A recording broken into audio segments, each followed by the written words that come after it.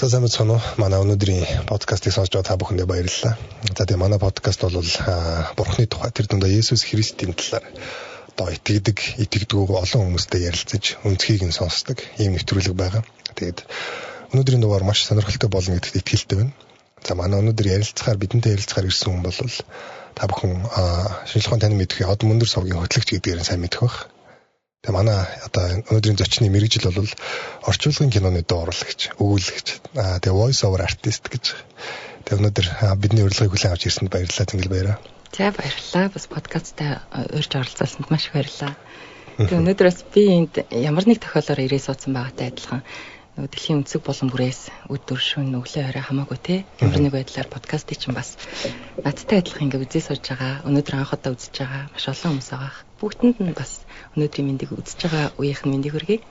За бүгдэнд нь мэнд хүргэе. Манай Зингэл хоёр ер нь бас ярианы үг хэлний баялаг аягүй сайтай юм шиг байна те. За ер нь шууд гол асуулт руу гарах гэж бодож байна. За манай угаасаа нэвтрүүлгийн баг боломжтой асуулт. Та бурханд итгэдэг үү? Бурхан гэж байдаг уу? Би бүр байдаг гэж боддог. Би яг итгэгч бол биш. Тэгтээ ямар нэг юм заавал байгаа гэж боддог. Тэгээд надтай адилхан айгүй олон хүмүүс байгаа хаа. Олон байт юм л л дээ. Байдаг. Гэхдээ хайж байгаа. Тэгээд ер нь шашин талын ойлголтыг би хүн айгүй сайн судлах ёстой. Тэгээд айгүй сайн бодож шийдэх ёстой. Амьдралын айгүй том шийдвэр байх гэж боддог.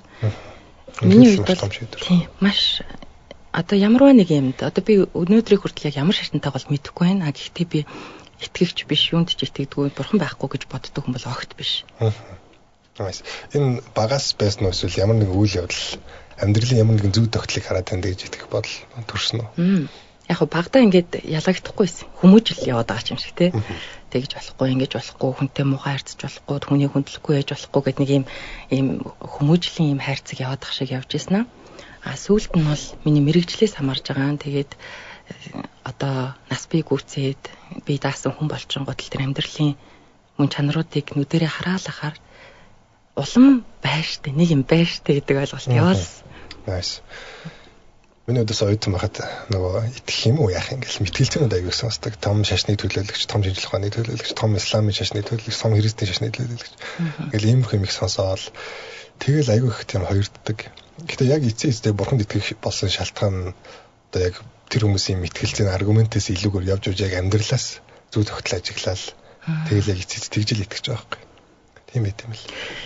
Тийм. Одоо сүүлийн жилүүдэд надад гэхдээ бүр одоо шаардлагатай болж ирсэн мэдрэмж байгаадсан. Тэгээд би энд уншсан номнуудаа тавьсан юм. Христийн нөгөө миний ажил учраас би аудио ном уншин штэ. Сонсогч нартай танилцуулгадаас аягүй сонирхолтой. Манай өнөөдрийн зочин гэрэлт ап гэдэг одоо бас бидний хамтран яг энэ сууж байгаа студийн аптай хамтран ажилладаг дуу урлагч. Гэхдээ итгэгч биш. Тэгээ дуу уруулж байгаа номууд нь болохоор итгэлийн номууд, Христ итгэгч нарт зориулсан. Христ итгэлийн талаар номнууд юм шиг байна. Тэгээ эдгээр номуудыг уншиж байхдаа яг анх одоо нөгөө хүмүүс ихэвчлэн мэднийх сайн ойлголт хөр бурханд итгэдэг бол одоо Цэнгэл баярууд яг харах итгэхээс өмнө ч гэсэн тий бурханы Христ итгэлийн талаар маш сайн ойлголттой эхэлж байгаа юм байл л дээ. Тэгээд энэ номнуудыг уншсанц яг энэ их сонио яг зөв дараалалаар явсан. Эхлээд болохоор би нөгөө хариунаас хариун бурхан гэдэг энэ Спроулийн номыг уншиж эхлээд. За тэгээд номон дээр ажиллаж байгаа энэ бол хувь хүн болгоны ялгаатай л байдаг л да. Тэр өгүүлэгч тэр номон дээр яаж ажиллах юм, барай шууд орчих юм уу, за эсвэл ажиллаж байгаад орох юм уу гэдэг юм уу, мэдэхгүй юм уу судлаад орох юм уу гэд. За хариунаас хариун дээр ингээл ажиллаад орж байгаа. Тэгээд надад их сонин санагдсан юм. За Библи бол гайхалтай. Тэр бол хичнээн мянган жилийн өмнөөс байсан. Бид үгүйсгэх ямар ч аргагүй дэлхийд хамгийн их хэвлэгдэж байна. Өдөр бүр хэвлэгдэж байна. За Библи гайхалтай юм а. Тэгэд ямар учиртай болоо гэж бодож итэл яг энэ Спроулийн хариунаас хариун номон дээр болохоор надад ингээд задлаад маш ойлгомжтой болгоод тэг нэг юм амсаад орхицсан байхгүй. Тэгээ тэрний дараа яг энэ нөгөө Христийг таньж мэдээд гээд энэ ном орсон юм. Одоо хүмүүс харж ивэл тэгсэн чинь энэ номон дээр болохоор би нэгэсэндээ залбирахыг зааж байгаа юм шиг ном байсан. Тэгсэн чинь нэр хүн амьдрал дээр бүх юмыг сурдаг шүү дээ. Хайрлахыг сурдаг тий, уучлахыг сурдаг, хүн чанар гаргахыг сурдаг, тэгэл бүх юмыг сурдаг тий. Тэгсэн чинь энэ тус залбирахыг заасан байнгут л надад ямар гоё юм бэ. Тэгээ эндээс би жишээ аваад нэг залбирч үзлээ. Тэгэхээр надад юу дутагдаад байгаа мэдрэмжүүд байж магадгүй. Нэг юм сонирхогч шин чанар маань байгаад байна л та. Магадгүй те би буддаа миний одоо яг байх ёстой юм бол би тэрийг бас сонирхож үзье, сонирхчихлаа. За бөө гэдэг шүү дээ. Бөө нь юу юм бол гэдээ бас сонирхчихлаа. Тэгэхээр миний хувьд болохоор хүн болго өөр гэж магадгүй. Миний хувьд ингээд нэг юм бүх үед тухгүй байгаад идэх төрлийн хүн байхгүй. Одоо гэртээ байхдаа тухгүй. Тайвширдаггүй. Тэгээд хүн харахад их сайхан ажил нь бүтээл гэдэг хараараасаа ундраал гэдэг. Дандаа хоолоогоор ажиллаал гэдэг. А гэхдээ би хизээч яг юм тухтай хүнтэй эсвэл өөрөө ямар нэг одоо 4 хононы дунд тухтай байж чаддаг. А тэгсэн чинь хамгийн сонин нь би энэ номыг уншихдаа бүр айгүй тухтай болсон. Тэр намайг юу юм болоо гэж бодоход ер нь хүргэсэн. Тэгээ би тэгээд тухтай байж үзээгүй шүү дээ. Би хүмүүсийн хамгийн аз жаргалтай байгаа газар аялаад явж байхад би тухгүй байсан. Унтчих та тухгүй тий. Тэгсэн чи ягаад би айгүй олон жил хийцээ ажиллаа хийж байхдаа одоо ирж тухтай байгаа. Энийг би зөндөө хийсэн шүү дээ гэж бодогдоод. Тэгээ надад айгүй сонирхолтой байсан. Дараа нь энэ бишрэн дээдлэн хүмүүс бүр яг унших бол энэ номыг заавал уншаарай гэж би бодож байна. Энэ нэг айгүй мундаг тийм теологч юм. Тэгж хэлдэг тий. Тийм хүний одоо амьдралынхаа бүх туршлагаар бичсэн ном байсан. Тэгээ энийг уншсан чинь миний хамгийн том одоо Христ ягаад миний шашин биш вэ? Би ягаад Христ итгэхгүй ээж гэж юм уу жоохон тойрж явж исэн асуултад маань ингээд нэг мөр хариулаад.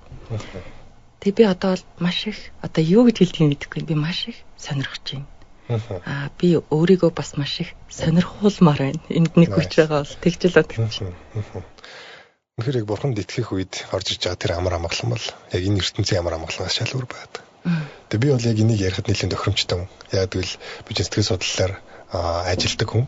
Тэгээд өсвөр наснаас эхлээд бяцлал хийж одоо тэг ер нь хаан сэтгэлийн амар амгалан байж болох тэр болгоныг л хийсэн. Манай найзууд гой гутал хувцастай парти гэдээ явж байгаа тэр үеуд болгон дэр би зөвхөн бяцлал гээл явж байсан. Видео тоглоом тэгэл үлдсэн цагтаа бяцлал хийн. Тэгээ хаа байсан дэр эзгүй газар очоод халууцаад хөрөхтөө халууцаад хоолонд янз бүр болж тэгж бяцлагж зовж явсан шалтгаан нь сэтгэлийн тэр амар амгалан тайвширлыг хайгаад байгаа байхгүй.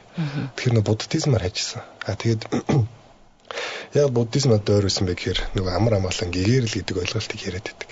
Тэгээд тэр зүйл рүү хайсан.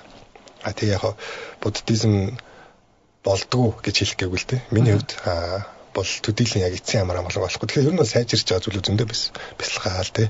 Өөрийгөө өрх зүйлээл. Тэгээд эцэст нь одоо яг амар амгалан нэг хайхаа болцсон те амьдрал бас нэлийн жигдэрсэн, карьер бүх юм жигдэрсэн байж их үед. Бас тэгтээ сэтгэл санаа бас ер нь жоохон дарк болоод тэгээ ертөнц жоохон дарк линзээр харагдаж эхэлж байгаа үед яг бурханд итгэсэн л те. Тэгээ яг бурханд итгэсний дараах тэр амар амгалан яг шал өөр юм бил. Яг хүн ингэдэг маадгүй бодис хэрэглээд арх хэрэглээд ч юм уу одоо ингээд тайвширд одоо согтууд аюугаа хөгжилтэй байлаа гэж бодъё л дээ. Гэтэ тэр үедээ ч гэсэн хүн энэ байнгын биш гэдэг нэг тийм дутуу мэдрэмж өргөлж байдаг байхгүй. Тэнгүүд яг бурханд залбираад яг тэр бурханы тэр үгээр дүүрээд яг тэр байх үе бол яг жинхэнэ fulfillment гэдэг шүү дээ. Яг юм жинхэнэ бүрэн дүүрэн болж байгаа тэр мэдрэмж байт юм л. Тэгээ бурхан хэрэг гайхалтай л та. Одоо итгэгч биш таа ч гэсэн яг тэрийг уншаад тий. Одоо заавалч итгэгч байлаа гэдээ бурхан харилцахгүй шүү дээ. Итгэгч биш хүмүүсийг ч гэсэн харилж байгаа. Тэгэхээр тэндээс ингээд танд хамт байгаа нь илчлэгдэж байгаа юм. Танаас энэ дэр нөгөө гедонизм гэдэг ойлголт гарч ирсэн. Яг тэр миний нөгөө санааг амраасаа ойлголт нь байхгүй. Нэрээ тийм гэж бодогдсон. Би одоо яг тэндээс ч ирлээ. Тэндээс ч ирсэн хүн байна. Яг тийг санагдсан юм байна. Төрөн чи нөгөө бяцлал хийгээд 50 имийг хайгаад гэдэг ингэ ярьлаа. Надаа яг тийг санагддаг байхгүй. Одоо зөндөө олон хүмүүст яг тийм байгаа. Би яг нэг юм байя гэтэл ч юм уу те болохоо байдлаа буруу замаар би орсонгүй. Маш сайн сурагч байлаа. Тэ маш сайн оюутан боллоо. Маш сайн охин байлаа. Маш сайн эхнэр болж үзлээ ч гэдэг юм уу те байгаа сайн ажилтан байлаа ч гэдэг юм уу бүх цаг үедээ би хичээгээд байлаа. За ихэнх хүмүүстэй чи тэнхтэй байгаа чи тэгэл тэгээ штэ наадхаа тэгээд ингээд одоо баг юу гэдэг те болохгүй байгаа найзыгаа чи тэгэж хашраагач тэг битээ харьцч гэдэг юм нэг ийм амар зөвлөгөөнүүд өгдөг те миний нөгөө амьдралд хандаад исэн хандлага болохоор юу байсан гэхээр яг тэр будаа руугаа явж байгаа мó мэдгүй ямар ч гэсэн би тэнд хариу өгдөг хүн биш л гэж бодогдод гэсэн ямар ч юм дээр надад хүн муу юм хийж болно. Би тэрийг ойлгуулдаг хүн биш. Тэр нэг цаана очиод уучраа олоод нэг цаагаараа нэг юм болох байхаа тий. Би бол тэнд шаардлагагүй ч гэдэг юм уу. Бодогдоод идэв гэсэн. Тэгээд одоо юу гэдгийг нэг хүнд сайн харагдахын тулд би ингээ хичээх ойлголт бас байхгүй. За ямар ч байсан би байгаагаар айгүй сайн байна. Тэгтээ дандаа би айгүй тийм хэрэглээ одоо хүнд хэрэгтэй тий. Хаана би хэрэгтэй тэнд л би байх хэрэгтэй юм шиг бодогдоод идэв гэсэн. Тэгээд энэ ойлголт чи явж жагаад намайг бас дүүргээгүй байхгүй. Тэг би сайн байсан шүү дээ гэдэг ойлголт л үлдээсэн. Би жаргалгүй байгаад энэ хов хоосон. Тэр нэг хохирцсон хүн л үлдчихлээ шүү дээ. Сайн яваад. Тийм яг 30 хүрээд бүр миний батарей дууссан шүү. Би нэг юм уртаа өстэй 30 нас хүртлээ. Уртаа өстэй охин байла. Тэгээд бүр шантран готлоо өсөө тайраад тэгээд би юу хайгаад байгаагаа мэдэхгүй байгаа байхгүй юу. Тэгээд бүх хүний таньдаг цэнгэл баярыг байхгүй болгочмор санагдаад. Уг нь сайн нэртэй л дээ. Гэхдээ би биш ээ гэж бодогдоод байсан. Тэгэхээр ингээд хүн өөрөөсөө үүдэх амар сайн ойлголт юм л шүү дээ. Би одоо танаас үүдэх юм бол тантай дахиж уулзахгүй тий. Би өөрөөсөө үүдэж гарч хамт яваад байгаа байхгүй байнгын. Тэгээд юуг би буруу хийсэн тий. Би буруу замаар орсон юм уу? Би зугаацсан гэл хөөс юм уу гэхээр би хэтрүүлээгүй тий. Хаяа нэг найз нөхдөд уулз тэр одоо тэгтлээ гимшээд олон жил бодохоор юм биш. Тэг юу надад буруу даагааг мэдэхгүй. Тэр нь надад маш муухай мэдрэмж байсан. Тэгээд тэрийг би тэгтээ яг одоо ингээд дүүргэж олоогүй л дээ. Тэгсэн чинь юм адгуу зантал юм гэл хатгаал ингээл нэг л юм хайгаал яраал айлд орсон ч гэл яраал гэлс гарчдаг байсан. Тэг яг хуу миний л хувьд сонсож байгаа хүмүүсийн хувьд бол би бурхан гайхамшигтай шүү гэж хэлэх гисэнгүү би мэдэхгүй байна. Гэхдээ надад төрж байгаа одоогийн мэдрэмж бол гайхалтай. Би яг энэ үгийг бүр одоо гайхалтай гэхэрийг худлаа сонсогдсон шүү дээ бодлоо. Үнэхээр гайхалтай гэл тэгэхээр нөгөө бурханд итгэдэггүй хүний хувьд ингээд нэг хурч боломгүй холын юм яриад байгаа юм санагддаг. Тэгсэн чи яг хэрэглэмээр санагдаж байхгүй. Надад гоё юм. Надад тухтай. Өнөөдрийн ярилцлага маш гоё болно гэдэг шалтгаанаас яг энэ байл та. Та одоо маш олон хүндний үнцгийг төлөөлж та ярихаар байгаа байхгүй. Тэгээ итгэвч биш. Тэгэхээр энэ сонирхож үзээд байгаа. Тэгээ хайгаад байвал үнэхээр итгэе. Байхгүй бол тэ өөр төшөө явъя гэсэн байрсан шүү дээ. Тэгэхээр яг энэ үнцгчин бол яг өнөөдрийн ярилцлага явахад аюул сонирхолтой. Бидээс нэг юм асууя. Түрүүн та нэг гедонизмын талаар ярьлаа шүү дээ. Одоо яг нийгэм цаг үе одоо энэ 6 цэнгэл таашаалд аюул одоо өөртөө зориулдаг болчлоо. Амьдралын утга бараг нэг төрлийн таашаалч юм шиг. Виктор Франкл ингэж хэлсэн байдаг. Хүн амьдралдаа утга учирыг олохгүй үедээ таашаал дотор хорогдож амьдардаг гэдэг. Таашаалаас таашаалын оронд. Тэгээ өнөөдрийн цувралаас дараагийн цувралын оронд. Өнөөдрийн тоглоомоос маргаашийн тоглоомын оронд. Тэгээ өнөөдрийн партинаас маргаашийн партины оронд. Ингэж амьдраад байдаг. Та энэ тал дээр уншсан гэж шүү дээ. Тэр талаар болцооч. Тийм одоо за нэг 10 жил орчуулгын кинонд дуу оруулсны хувьд за дээрээс нэг уран зохиолтой байнга ойрхон байгаагийн хувьд уншин тэгэл одоо киноны сцен болгон өөрчлөгдөн дөр өөрчлөгдөн тэр байдлаас үзэх юм бол тийм нэг талаасаа маш өрөвдмөр хүмүүс аахгүй юу. Тэгээд тэр хүмүүсийг хэн харилцах юм болоо гэж дандаа боддог гэсэн. Үнэхээр хорцсон байгаа одоо хорц суршаалтаа автцсан байгаа тэр хүмүүсийг хэн харилцах юм.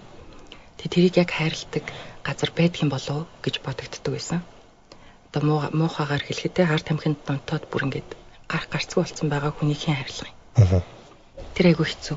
Тэгэхээр тэгэд эн чинь нэг юм сэтгэлийн өвчин л яваад байна л да. Тэнд одоо сэтгэл зүйч таны хувьд те тэнд нэг эдгэршгүй ханиад томоошиг өвчин гээл яваад байна. Тэгээ 6 цэнгэл түн автдаг шүү дээ. Өдөр хоногоо хуурдаг шүү дээ. Бүгдийг мартахын тулд ингээд одоо тэр одоо хувь тавилангаасаа болно гэх юм уу, юунаас болно гэх юм зарим хүмүүс нь гарч ичэн зарим хүмүүс нь гарахгүй байна. Миний хувьд болохоор яг тэр одоо өөрийгөө хуурсан юмнуудад бол харьцангуй ороогүй байна л да. Ягаад ч юм надад нэг юм энийг одоо эго гэж хэлж болохгүй болов муухай юм да. Гэхдээ ямар ч гэсэн би өөрийгөө нэг юм хийх ёстойгоо айгуу сайн мэдээд идэгсэн. Тэгэд оюутан болонгуутлаа сүмд очижлаа. За. Надад би сүмд хэд удаа очижсэн. Гэхдээ урсгалууд нь өөр байгаадсан. Надад жоохон хатуудаад байсан. Сайнтай муутай савд үүрэхгүй мүү гэж бодогдоод байсан. Хитрхи сайн байх юм уу ч гэдэг юм тэр үедээ ойлгохгүйсэн. Тэгтээ хүн айгуу сонин штэ. Дурсамж хүртэл өөрчлөгддөг. Би таныг 10 жилийн өмнө таньдаг байхдаа Бадрал маш муу хүн байна гэж бодоо явж байснаа. Амьдрал үзээд амьдралын мөн чанарыг ойлгоод ирэнгутлаа 10 жилийн дараа би тантай уулзаагүй ирнэ. Бадрал тийм ч муу хүн биш байсан байна гэж дараа нь дүгнэлт өөрчлөгддөгтэй адилхан. Тэр одоо миний 10 жилийн өмнө очсон юм өөрөө байхгүй. Тэгээ ингээл бодоол яваадсан. Надад нэг л юм их сонирн байсан нь тэнд хүмүүс гадна төрөх царай одоо бидний ихэнхтэй хүнийг ингээд тэр үедээ би жоохон ч байсан ингээ харахад гаднаас нь хүнийг хайдаг юмнаас гадна тэр хүмүүсийн дотор нэг итгэл байгаадсэн. Хэний ч урдаас хараад юм ярьж чаддаг, ямар ч царай зүс би хамаагүйгээр тэр хүмүүс ингээд хайрлаж чаддаг би нэг тийм гоё дулаахан уур амьсгал байсан. За тэр нь бол миний одоо гадуур явж байгаа уур амьсгалаас нэг өөр орчин байна да гэдгийг бол мэдэрсэн. Тэгээд нэг цаг тухайн таарахгүй явсаар агаад Бүр сүлд нэг сүмд очихдоо би зүгээр яг бүтэн сайнд нөгөө хүмүүс сүмд очдог шүү дээ. Тэр үеэр нэг очиж гарч исэн байна. Тэгээд орчуулгын кино уншиж явах явцдаа би сүүлийн 6 жил сүмийн кино уншсан юм байна. Одоо өөрийнхөө хийдэг ажлаас гадна өөр студид. Тэгэхээр тэр сүмийн кинонд дэр чинь нөгөө ингээл гол дүрийг аваад явна. Тэгэхээр гол дүр нь ингээд өөрөө пастор байлаач гэсэн нэг юмыг буруу ойлгоцсон байж байгаа л ингээл нөгөөхөн засарч явсаар байгаа л тэгэл одоо гэрчлэл хийж байгаа ингээд өөрийнхөө сайн түүхийг хуваалцаж байгаа ч юм уу ийм байдлаар 6 жил би ягаад ч юм бас сүмийн кино дуу оруулсан байгаа байхгүй юу. Тэгэд энэ ойлголтоо дээрээс нь янз бүрийн шашны номууд уншиж байгаа аудио номны ажлууд маань намайг ийм хайж байгаа юмд маань айгүйх нэмэр болоод л байгаа одоогоороо. Тэгэхээр надад одоо юу бодож чинь гэхээр одоо энэ гедонизм гэдэг ойлголтоос тэгвэл ингээд нэрээ хүн одоо магтахтаа одоо хайрлуулахтаа бурхныг хайрлахтаа тэр сэтгэл нэрээ дүүрдэг байвал ямар гоё вэ гэж би бодсон. Тэгээ бас магадaltaй мэн гэж бодсон. Яг тэгвэл би өөрийгөө юунд хамгийн их жаргадаг вэ гэд өөрийгөө чагнаад үзэхээр өөртөө биш хин нэгэнд сайн үйл хийцэн үедээ хин нэгний өмнөөс ажил амжуулсан үедээ хин нэгнийг хайрлсан үедээ би айгүй аз жаргалтай болоод идэх анзаарч байгаа юм. Тэгэхээр нэрээ тийм юм байна. Гэж бодогдсон. Яг ингээд харах хоноор өөрийнхоороо бодохоор нэрээ тийм биш үү гэж бодогдсон. Библиэлд авахаас илүү өөх нэрэлтэй гэж байдаг. Тэр бүр маш үнэн ойлголт. Харвардын бизнесийн сургуульд нэг юм туршилт хийсэн ба 2 бүлэг хүмүүст $100 өгөөд эхний бүлэг $100 аваад юу ч хамаагүй юм. Юу дуртайгаа. Тэгээд буцаж ирээд зээл хономжийн судалгаа бүгэлж. Тэнгүүд нөгөө бүлэг нь болохоор $100 аваад гэтээ тэргээр юу дуртайгаа хийхээ хүмүүс зориулна. Хүмүүс зориул юу ч хийж болно. Тэгээд буцаад сэтгэл ханамжийн судалсан чинь бусдад өгсөн илүү сэтгэл ханамжтай. Тэгэхээр бидний нөгөө ердийн боддгоос өөр байгаа байхгүй. Бид нэр өөрсдөө л дижих тусмаа гоё болдог гэж боддог гэсэн чинь бусдад өгөх тусмаа сэтгэл ханаж идэг. Тэгэхээр яг нөгөө Иесусийн сургаалуудын нэг л тэр байдаг. Тэгээ бусдыг хайрл, үг, инэр уучлалтай тэр зүйлүүд нь байдаг. Нөгөө нэг юм шашны ойлголтын дээр эхлээд ингэж бодож байгаа. Нэг уулын хідэн талаас ингээд энэ шашнууд чинь ингээд хідэн талаас нь мацаал оройд нь эцэст бид ингээд те нэг юм хайрцаг овг аймгаар амьдарч ийснэ бид нар чинь нэг нийтээр амьдрах хэрэгтэй болж байна. Тэгэн гол тэр чинь ямар нэг байдлаар те хязгаарлах те хитрхи муу юм хийхгүй байхын тулд шашин үүсэл ингээд гарсан болов уу гэд бодчихлаа. Тэгсэн одоо исламын шашин тийм үү, буддистийн шашин тийм үү дандаа одоо аз жаргалыг олох тий одоо биеигээс ангижрах тэгэл ингээл нэг юм оршихуйн талаар ч юм уу нэг ийм ойлголт. Ганцхан одоо Библиэл дээр Христ итгэл дээр болохоор аврагдах диваачнд гэж ийм ойлголт байдаг. Тэгэхэд ингэж бодсон юм. Би өмнөөс ажиллах хүн дээрс. Ер нь бол ухаантай хүн бол итгэн л дээ гэдэг ингэж ярьж байсан. Одоо яг тэр ойлголтоор нь бүр айгу хоол юм шиг санагдаад байдаг. Ер нь тэгсэн чинь шинжлэх ухаан таны мэдгүй одоо од мөндөр суугт орсноос хойш надад юу санагдсан гэхээр байгалийн үзэгдэл. За сансар огторгой. Тэгээ шинжлэх ухааны гайхамшигтай нээлтүүд. За бүр далайн гүнд байгаа тэр амьтдын зохицол. Үгүй яаж тэр амьтан энэ нь байхгүй л энэ нь хүчих гээд тахт яаж энэ хоёрыг бас ингэ зохицуулаад хин хийчвэ? Энэ ингэ санаандгүй бүтэн гэж юу гэдэг энэ гайхмаар шинжлэх ухааны ойлголтууд надад нэг юм байна гэдэг ойлголт юм дахиад нэг байштай гэж бодогдуулаад тэр навчин доор байгаа бидний нүдэнд үзэгдэхгүй байгаа жижигхэн амьтан хүртэл за эсвэл нэг хөдөө гадаа явж байхад байж байгаа нэг юм хар орхоо байдаг шүү дээ. Би бол айдаг. Тэр орхоод гэсэн чинь намайг амьдруулахын төлөө ямар их юм хийдэм бэ гэ бодохоор ийм жижиг деталь бүрийг алдалгүйгээр хэн хийцэн бэ гэж бодогдсон. Энэ санаандгүй тоосонцроос бүтгэхтэй ямар нэг байдлаар бүтэх боломжгүй. За тэгээ хүмүүсийн амьдралыг харахаар ерөнхийдөө нөгөө миний багасаа олж авсан юм уу эсвэл миний онцлог тэр юм уу би ингээд ерөнхийдөө дүгнэх их дуртай юм шүү. Тэг ингээ хүмүүсийн амьдралыг харахаар одоо бас сонсож байгаа бүх хүмүүс бодоод үзээрэй. Хин нэгэн муугараа явсаар хагаад гавья байгуулсан түүх байдаггүй байхгүй. Одоо харахны заавал нэг юм мөн чанар тэнд нэг юм цаашаал юм уу эсвэл шийтгэл нэрсэн байдаг. Тэгээд одоо манай нэг танил маань айгүй хэцүү байдалд орсон. Би нүвдөд тэгээд тэр хостойгоо айгүй хэцүү харилцаатай. Гэхдээ миний анзаарснаар болохоор нөхөр нь бол их тийм хайрлагдах, хүндлүүлэхийг хүсдэг. За эхнэр болохоор хайрлаад байгаа. Гэхдээ илэрхийлэх юм уу нөхрийгөө ингээд одоо тэр хэрэгтэй зүйлээр нь хоололдгоо ч гэдэм үү тийм харилцаа. Уг нь болмоор тэгсээр нь ингээд хоорондоо нэм хайрын хилэн зөрчилтүүд байгаа юм шиг тийм харилцаа яваа л идэг. За тэгээд бизнес нь амжилттай, санхүү мөнгө нь амжилттай, маш сайхан. Тэгтээ тэр хоёр ингээд сэтгэлийн үед ямар ч дүүрэн биш, таашаалгүй. Ингээд амьдраад байлаа. За тэгээд нөгөө нэг хорц сурчлуудаараа ингээд явж байгаа одоо ууж идэх нэг хэсэг. За эсвэл ямар ч одоо эхнэр нөхрийн үр гүйцэтгэхгүйгээр ингээд зугаац ингээд хөөх байдал үүсчихсэн аа. Эцсүүлд нь нөхөр нь аягүй хэцүү хосолд орсон юм. Тэгээд бүх хүн сандарсан. Одоо яа надаа ингээл энэ хүн өнгөрлөө. Одоо энэ хүн босч ирэхгүй байх гэж нөхрийн. Надаа болохоор юу бодогдодсон гэхээр энэ хүн яг нөгөө эхнэрээ хэр их юм хийжсэнийг хэвтэж байгаад ч болов харах байхаа гэж бодогдодсон. Тэгээд яг хэвтэж байгаад харсан. Тэр харах тэр нэг 2 сарын хугацаа тэр хүнд амар том сургамжуулсан. Одоо ингээм амьдрал нь маш гоё. Тэгэхээр надад дахиад юу бодогдсон гэхээр бүр ойлгохгүй байгаа үнийг хэвтүүлж байгаа ч болов харуулад тэгээд тэр амьдралыг тэршилчтэй юм биш үү. Тэг ямар логикгүй энэ хүн бүрийн одоо бодол санаа үйл хэргийг мэддэг юу байд юм бэ гэж надад бодогдсон. Өөр дээрээ ажиглахад ч гэсэн би одоо хизээч те ямар нэг үйл маань сайн үйл хийсэн чи хариу нь ирэндээ гэл ингээл суглаа авсан юм шиг боддоггүй ч гэсэн миний үйлдэлүүд яг л хариуйтайгаа л өгдөг. Тэгэхээр энд нэг юм том хүч би монийг юм байгаад байгаа байхгүй юу? Зөв төгтлөг анзаарсан байна те. Библиэр бас надад ч баталж байдаг. Тийм үү? Соломон хаан гэж бичсэн байдаг. Би хөгшин байж үзлээ, би залуу байж үзлээ. Гэтэ би зөв түүний хүүхэд таалахгүйхийг хараагүй гэж байгаа байхгүй. Ямар гоё. Тэр нөгөө бид нар амьдралыг шудраг бус байна гэж гомдолдог. Гэтэ яг үүндээ эцсийн одоо тэр том зүйлүүд яг шудраг гараал явагдаж байдаг байхгүй. Яг үнэ. Библи дээр надад их гоё санагддаг юм. Библи хизээч одоо тухайн цаг үедээ таарч өөрчлөгддөг нь гоё. Яг үнэ. Тэр чигээрээ байж л байдаг. Маш олон хүнийг удирдах юм уу одоо зохицуулж юм уу ойлголт өгөхийн тулд одоо би жишээлбэл 200 ажилтнтай би тэр хүмүүсийг чиглүүлэх. Би 200 мянган ажилтнтай тэр хүмүүсийг зохицуулахад надад нэг юм ерөнхий нэг юм хэрэг болно доо. Маш олон төрлийн хүн байгаа шүү. Тэнд залхуу хүн байгаа, ажилсаг хүн байгаа. Одоо сайхан магтуулах дуртай хүн байгаа. Эсвэл одоо их одоо араас шаардж иж ажил хийдэг хүн байгаа гэхээр тэр болгон тохирсон нэг юм байна гэдэг надад их гоё санагдсан. Надад энэ бишрэм дэдлэн бурхан дээрээс нэг хэсэг амар гоё таалагддаг. Тэний ч уншиж хөө. За тэгээ. Одоо нэр уншдаг юм чинь. Тэгээд энэ ойлголтыг би уншаад нэг тийм бүр нэг ам хатаж явж байгаад усууж байгаа юм шиг мэдрэмж авсан. За сонсъё.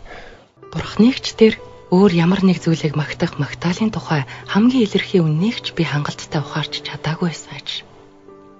Би өмнө нь магтаалын гагцхүү сайшаал хүлийн зөвшөөрөл өргөмжлөл гэдэг утгаар нь л ойлгодог байсан юм.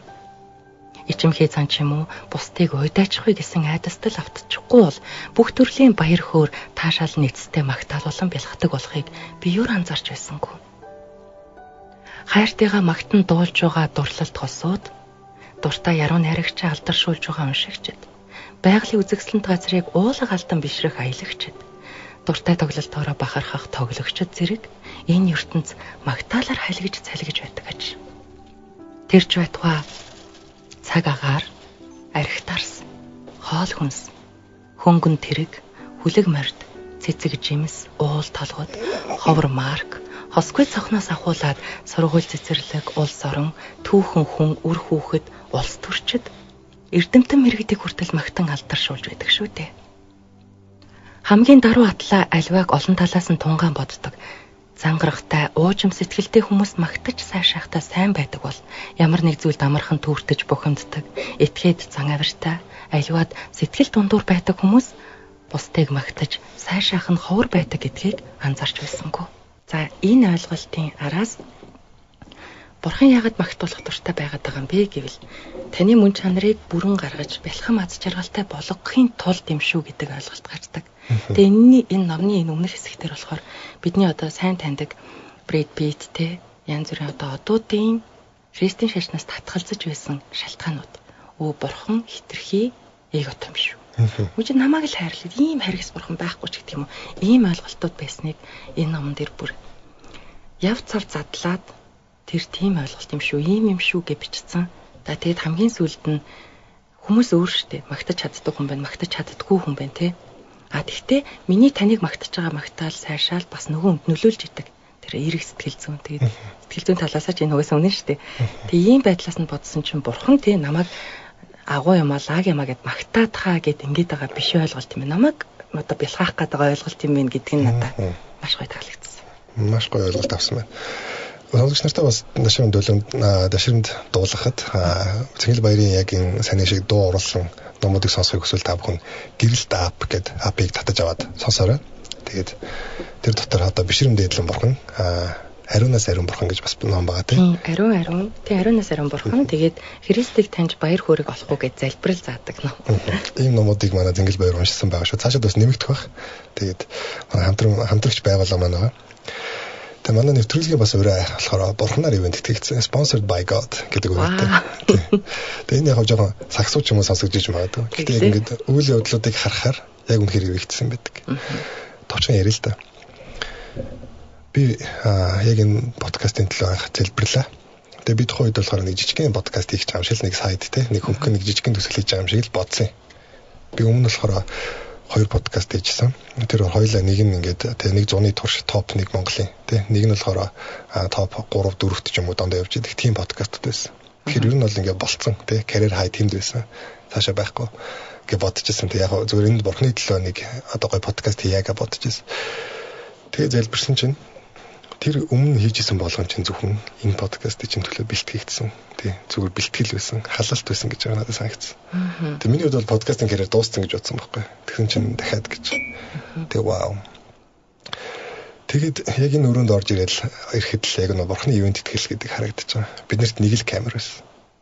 Тэгээ энэ студид камер байхгүй, нэг л камер байгаа гэж тохирсон. Тэгээ ирсэн чинь 4 камер байж амар лаг 4 камер. Тэнтгүй шүү дээ. Тэгээд камерын дээр нь ажиллах тэгээ маш туршлагатай хүн байж байгаа. Тэр хүн тэгээ өөрөө пастор хүн байж байгаа. Тэгээ пастор гэдэг нь хэн ч мэдгэтгэхэргүй тийм дараахан. Тэгээ дуу оруулах нь бас мэрэгжлийн хүн.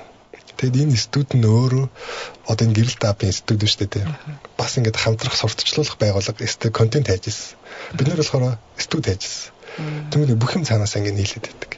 Өнөөдөр манай зочин хүртлийг бурхан замыг нь чиглүүлсэн юм санагддаг. Яг өмнөх батата дугаар дээр байж хахад Цэнгэл баяр хаалгаар шагаагаад энэ дуу оруулах гэж ирсэн байсан байхгүй. Тэгээд юу энэ сайн нэг хальт бит хоёр чинь хальтхан зүс мэддэг байсан тийм.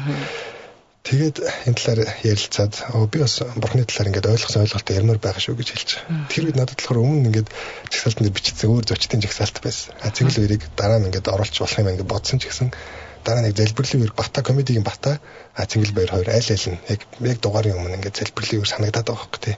Энэ хүмүүс тодруулаад.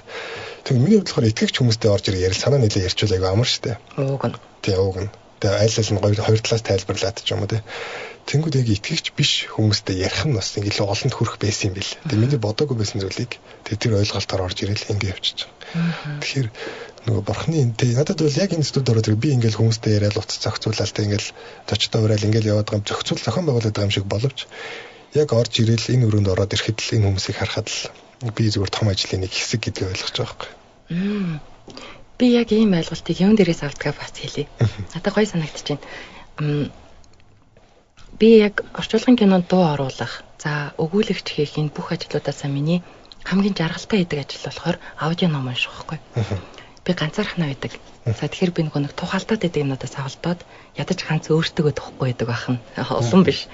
За тэгээд би ингээд яаж өгүүлэгч хийдیں۔ Тэр одоо яаж уншиж сурах уу гэдэг юм уу те? Аудио ном уншиж сурах уу гэж асуухаар би юу гэж хэлэх юм мэдтгүү. Гэхдээ би ингэж хэлмээр санагдаад байна. Энэ өстой сагсуу сонсогдсон. Гэхдээ үнэхээр тийм. Энэ ном чамд яаж уншихаа нөгөө нэг ингээд заагаад өгч штэ гэж ингэж хэлмээр санагддаг. Энэ дээр байгаа үг болгон ч өөрөө заавал хэлэгдэх ёстой өнгө аваа, тоон, тэ сэтгэл хөдлөл гэж байгаа. Тэгээ энэ ном чамаар зүгээр уншигдах ёстой. Одоо энэ чиний энийг би ингэж уншаад, энийг тэр ингэж уншаад гэж би ойлгохыг хүсдэг байхгүй. Энэ ингээд одоо юу гэдэг юм магтан сайшаах дуртай та биш. Энэ үг энэ бичсэн байгаа байхгүй яг энэ үгээрээ л уншигдана. Магтан сайшаах дуртай та биш гэд энийг энэс өөрөөр хэлж болохгүй юм шиг надад санагддаг. Тэгэхээр чиний нөгөө том ажлын нэг хэсэг гэдэг бол миний хувьд ном яг тийм. Одоо би энэ том ажлын би гүйцэтгэгч нь баггүй юу. Тэгээ энэ номондоо их хайртай болоод удаан хийгээд олон ном унших тусам би энэ ном унших ажил одоо ингээд надаар хийгдэж байгаа. Би энэ том ажлын зүгээр гүйцэтгэгч нь байна гэдгийг ойлгосон. Яг энэтэй адилхан надад сонсогдлоо сая. Энэ гайхалтай бичигдсэн байгаа номыг би өөрөөрөө дамжуулаад азар надад нэг хоолой заяасан юм байна. Сэтгэлэн заяасан юм байна. Тэгвэл би тэрийг ингээд чадах чинээндээ энийг би гаргах хэрэгтэй байхгүй юу? Энэ бол миний үүрэг гэж бодогддог. Тэгэхээр яг энэтэй адилхан саяны ойлголт бас тийм юм байна.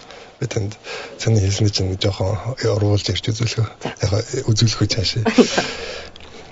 Ийм байл яг бурхан яг өнөөдөр 2026 онд Цэнгэлбаяр номыг ингэж сэтгэлээс уншина гэдгийг мэдээд төрөхт нь гоё олоо гэсэн байл яг. Би тэгэж боддог шин. Тэгэхээр нөгөө бурханы цаг хугацаа гэж байхгүй байхгүй. Та бид хоёр ярилцахыг харангаа Наполеоны тулаандыг харж байгаа. Чингис хаан жамуухан яриаг сонсож байгаа. Бүх зүйлүүдийг бурхан нэгэн зэрэг харж байгаа байхгүй. Цаг хугацаанд дараалал гэж байхгүй. Тэгэхээр бидний дараалал бол би ингээд магадгүй сайн гоё хоолойтой төрөөд дууралагч болно гэдэг дараалал байна шүү дээ. Тэгвэл бурханыхаар бол энэ хүн миний төлөө ингэж уншина гэдгийг мэдээд өмнөх үед нь өгөгдлийг өгчөж байгаа байхгүй. Төрөх үед нь. Би сая тэгэж боддоо шүү дээ гэж хэлсэн нь юу вэ гэвэл анх нэвтрүүлэг эхлэхэд би ер нь яг нэг юмд итгэх ёстой хүн. Гэхдээ хайдаг анхнаасаа тийм байсан юм санагддаг гэдгийг тэр ахгүй. Би нэг юм сүнс байлаа гэж боддог. Цэнгэлбаяр сүнс байлаа гэхэд энэ ямар нэг юм хийхээр зориулалтаа ирсэн гэж итгэдэг. Тэгээд ягаад чи миний сэтгэлийг юм ахын зүйлээс бусад юм татаад байдаг. Би ахын ажлыг гял амжуулчаад арай өөр. Нэг тэнд нэг хүүхэд уйлаад сонсогдоод тэгвэл би бүх ажлаа хаяад тэр уйлж байгаа хүнийг хайгаад яваад тэнд очиод яагаад уйлсан гэд ярилцсан надад илүү чухал санагддаг. За эсвэл маш их хүчирхийлэлд өртөгдсөн байгаа хүмүүсийг хэн хайрлах юм бол гэдэг нь надад их сонир санагддаг. За бид нар нэг ажил хийгээд тодорхой хэмжээний шагнал урамшуул авдаг. За энэ бол амьдрахад хэрэг болж байна, баярлж байна. Гэхдээ огт үн төлбөргүйгээр ч юм уу ямар нэг байдлаар хийх ёстой надад нэг том үүрэг. Тэгэд надад юу байгаа хүн болгон чи ямар гоё олоотой юм бэ гэж хэлээд таам бол энэ ямар нэг юм хийгдэх ёстой гэж би бүр итгэдэг. Тэр нь гэхдээ буддын шашнаарч биш, исламаарч биш, христээрч биш би зүгээр ямарч байсан надад нэг юм үүрэг байгаа шүү гэж бодогдоод байдаг. За хоёулаа тэгвэл христийн талаар илүү ярив. Тань одоо яг олон замууд тань олон хайгуул хийж байна. Яг христийн талаар итгэх гэхэд болдгоо зүйлүүд нь эргэлзээтэй санагдаад байдаг ч юм уу. Эсвэл одоо тий итгэхий гэсэн ч зарим зүйлүүд нь жоохон ойлгомжгүй ч юм уу. Тэдгээр зүйлүүд нь юу байдаг вэ? Эргэлзэж байгаа зүйл сатан яг бурхны бүтээл мүү юм уу? Бурхан болохоор хүнийг сонголттой бүтээсэн. Тэнгэр элч нарыг бас тийм дуулууртай байх, бас сонголттой байх, эрх мэдэлч боломжтой бүтээсэн байхгүй. Тэгэхээр нөгөө сатаныг сатан гэж бүтээвэл тэ Люцифер гэдэг тэнгэр элч бүтээсэн. Тэгээд одоо яг хүч чадлаар бол Михаил гэдэг тэнгэр элчийг бол арайг үзэхгүй. Гэхдээ яг хүч чадлынхаа хувьд бол мэддэг. Гоо үзэглэнгэрээ хамгийн тэргүү тийм гоо үзэглэнтэй тэнгэр элч байсан гэж. Тэгээд мань нөхөр яасан гэхээр одоо би өөрөө бурхан болно. Өөрөө ингэж шүтгэдэж хүндлэгдэнтэй жинхэнэ нөгөө ээг очиж орж ирж байгаа байхгүй. Яг тэгвэл бурхныг хүндлэх нь биднэрт сайн. Люциферийг шүтгэх нь биднэрт тийм аврал биш байхгүй. Тэгмэд Люцифер тэр зүйлээс булаацалтахыг хүсэж байгаа. Тэгээд тэнгэр элч нарын 3-1-ийг дагуулсан. Тэгээд бурхантай тулдахыг хүссэн. Гэтэ яг бурхан яг үндэ орш гэхэд оршин, уст гэхэд устна тэр зүйлийг. Гэтэ бурхан тэрэндээ тулдаг үл дээ. Зүгээр Михаил гэдэг тэнгэрэлч явуулаад тэгээд Михаил тэднийг дарчиж байгаа. Одоо унсан тэнгэрэлчүүд буюу одоо нөгөө сатан чөтгөрүүд муурын сүнснүүд гэдэг тийм зүйлүүд болцсон гэсэн үг. Цагтаа тэнгэрэлчнэр байсан гэсэн үг. Зарим хүмүүс ингээд амьдрал нь эхлэхдээ ингээд маш сайхан дардан сайхан явдаг шүү дээ. Сансан зургаар нь бүх юм бүтээл. Зарим үед болохоор хүмүүс ингээд тиймч муу хүн биш мөртлөө маш их юмыг үзээл яваад идэг. Энэ том үйл хэрэгт бэлтгэгдэж байгаа юу? Библи дээр энэ тухай гардаг уу? Гардаг. Бурхан хүнийг бузар муугаар сордгоо гэж байдаг. Тэгэхээр бидний амьдралын зарим зүйлүүд ингээд сорилт, бэрхшээл, давж туулаад ухаан санаа, мэрэгэн ухаантай төвчээр энэ зүйлүүдийг өгдөг. Гэтэ бузар муу зүйл нь бурхнаас ирдэггүй гэж. Тэгэхээр хүмүүс болохоор зүгээр нөгөө юм өвчин зовлонгоо бурхан намайг ингээд сурах гэж байна гэдэг ч юм ингэж тайлбарлаад байгаа. Гэтэл Библиэлд бурхан хүнийг бузар муугаар сордгоо гэж. Бурхан ч өөрөө мөн чанар нь ам байхгүй юу? Ам хайр байхгүй юу? Тэнгүүд өвчин зовлон үхэл гэдэг нь өөр талаас ирдэг зүйл байдаг. Тэгээд өөрөөр бас соригдох зүйлүүд байна. Бидний итгэлийг бурхан бол шалгана. Одоо тий яг энэ бадрал үнэхээр итгэж байгаа шиг байна уу? Тэгтээ яг даах хэмжээнд нь сорилтуудыг тавьдаг. Тэгээд бид нэр сориулж дуусаад илүү төвчээртэй болдог гэж гардаг.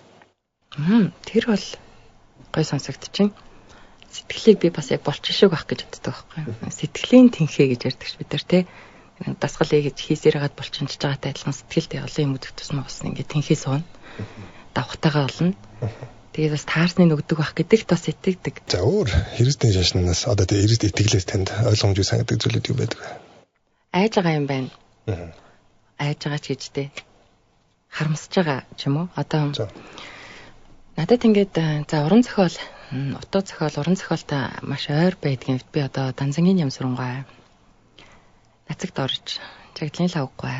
За энэ хүмүүсийн гайхалтай тэр өгүүлж байгаа ур чадвар тэгээд Монголын уран зохиолын үгийн санд оруулсан гайхамшиг надад биширмээр гоё.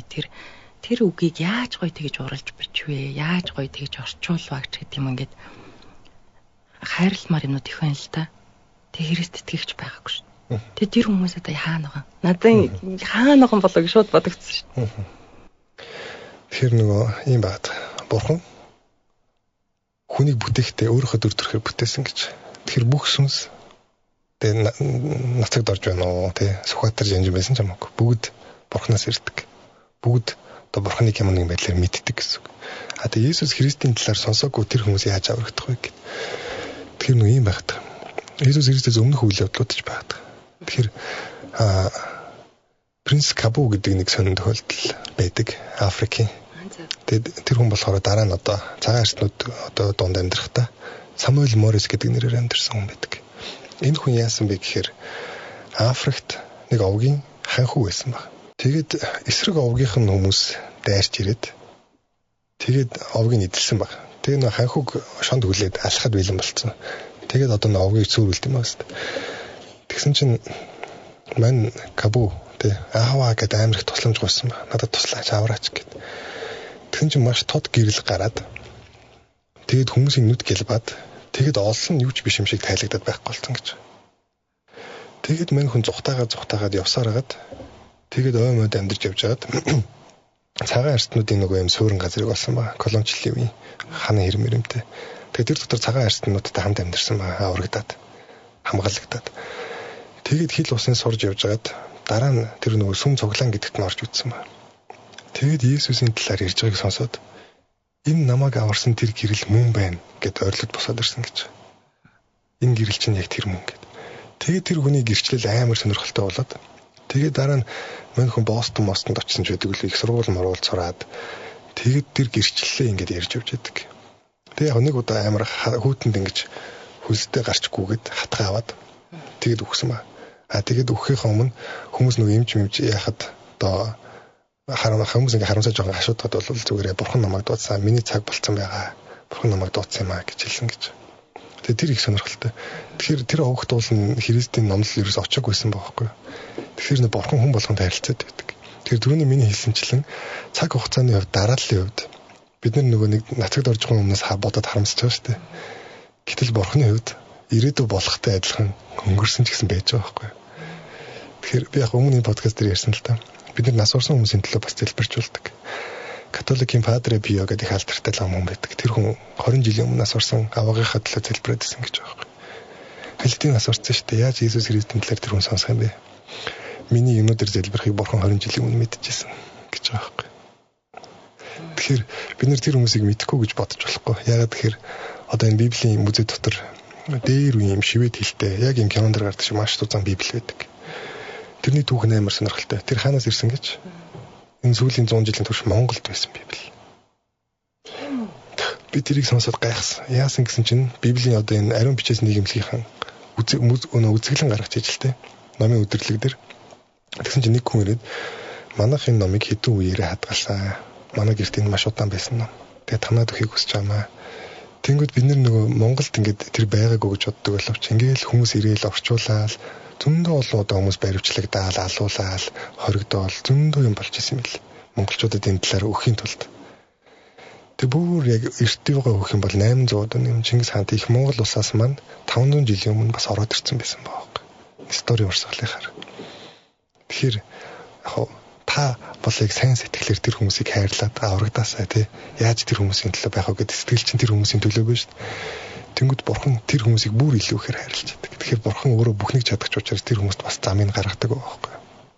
Тэгэхээр нөө бурханы мөн чанар нь өөрөө сайхан учраас энэ тал дээр бол ерөөсөө би бурханыг энийг бол надаас миний шийдэж чадхаас хамаагүй сайнаар шийдэж чадна гэдэгт итгэлтэй байдаг.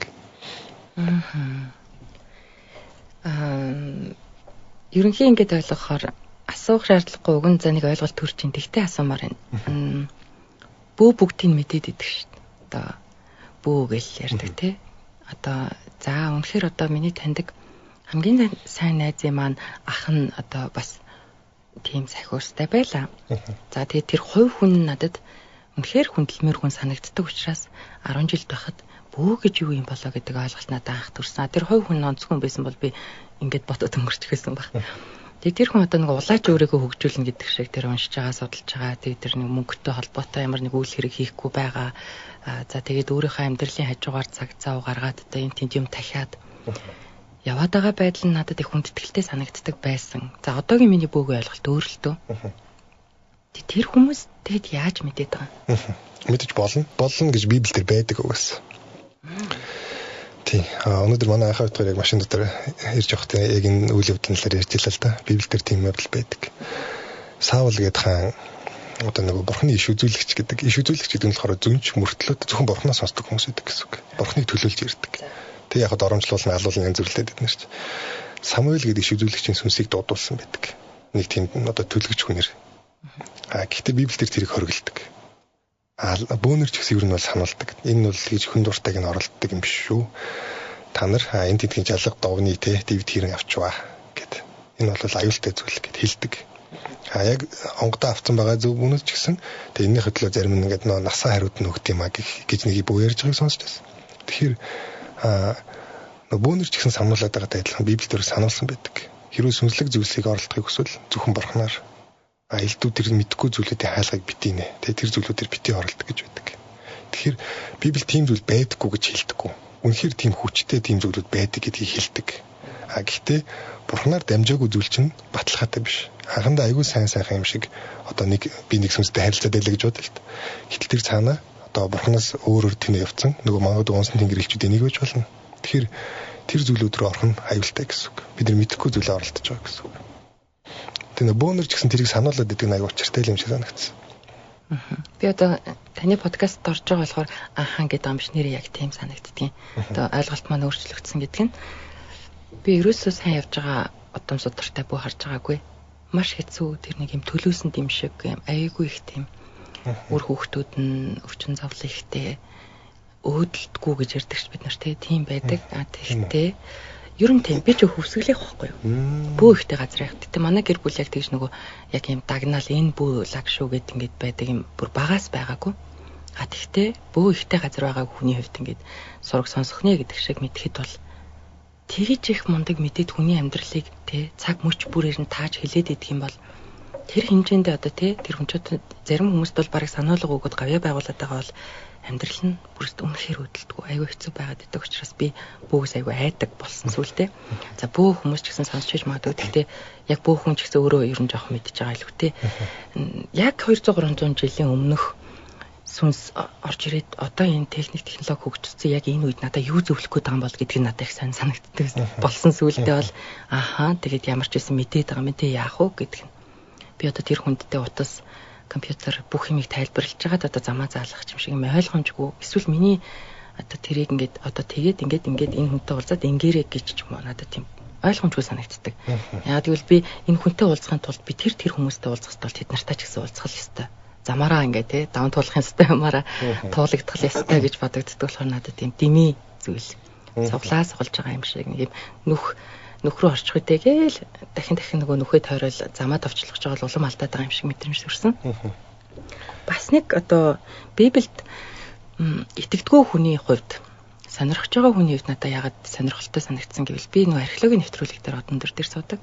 Археолог бол тэгэл далаад ингэс чи юу ч вэ энэ тэндээс олдож байгаа гайхалтай олдвор тэр бол шинжлэх ухаанаар батлагдсан.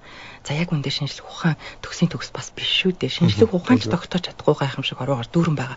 Бидний мэдж байгаа л энэ. Тэгэхээр тэр олдвруудыг бид нэр ингээд яриа хэдэн 100 мянган жилийн өмнөх ингэсэн яасан гэдэг ингэж яхад тэр тундаас Библийн олдвор бичвэрүүд их бичвэрүүд ингээд зөндөө их юм олдврууд олддог.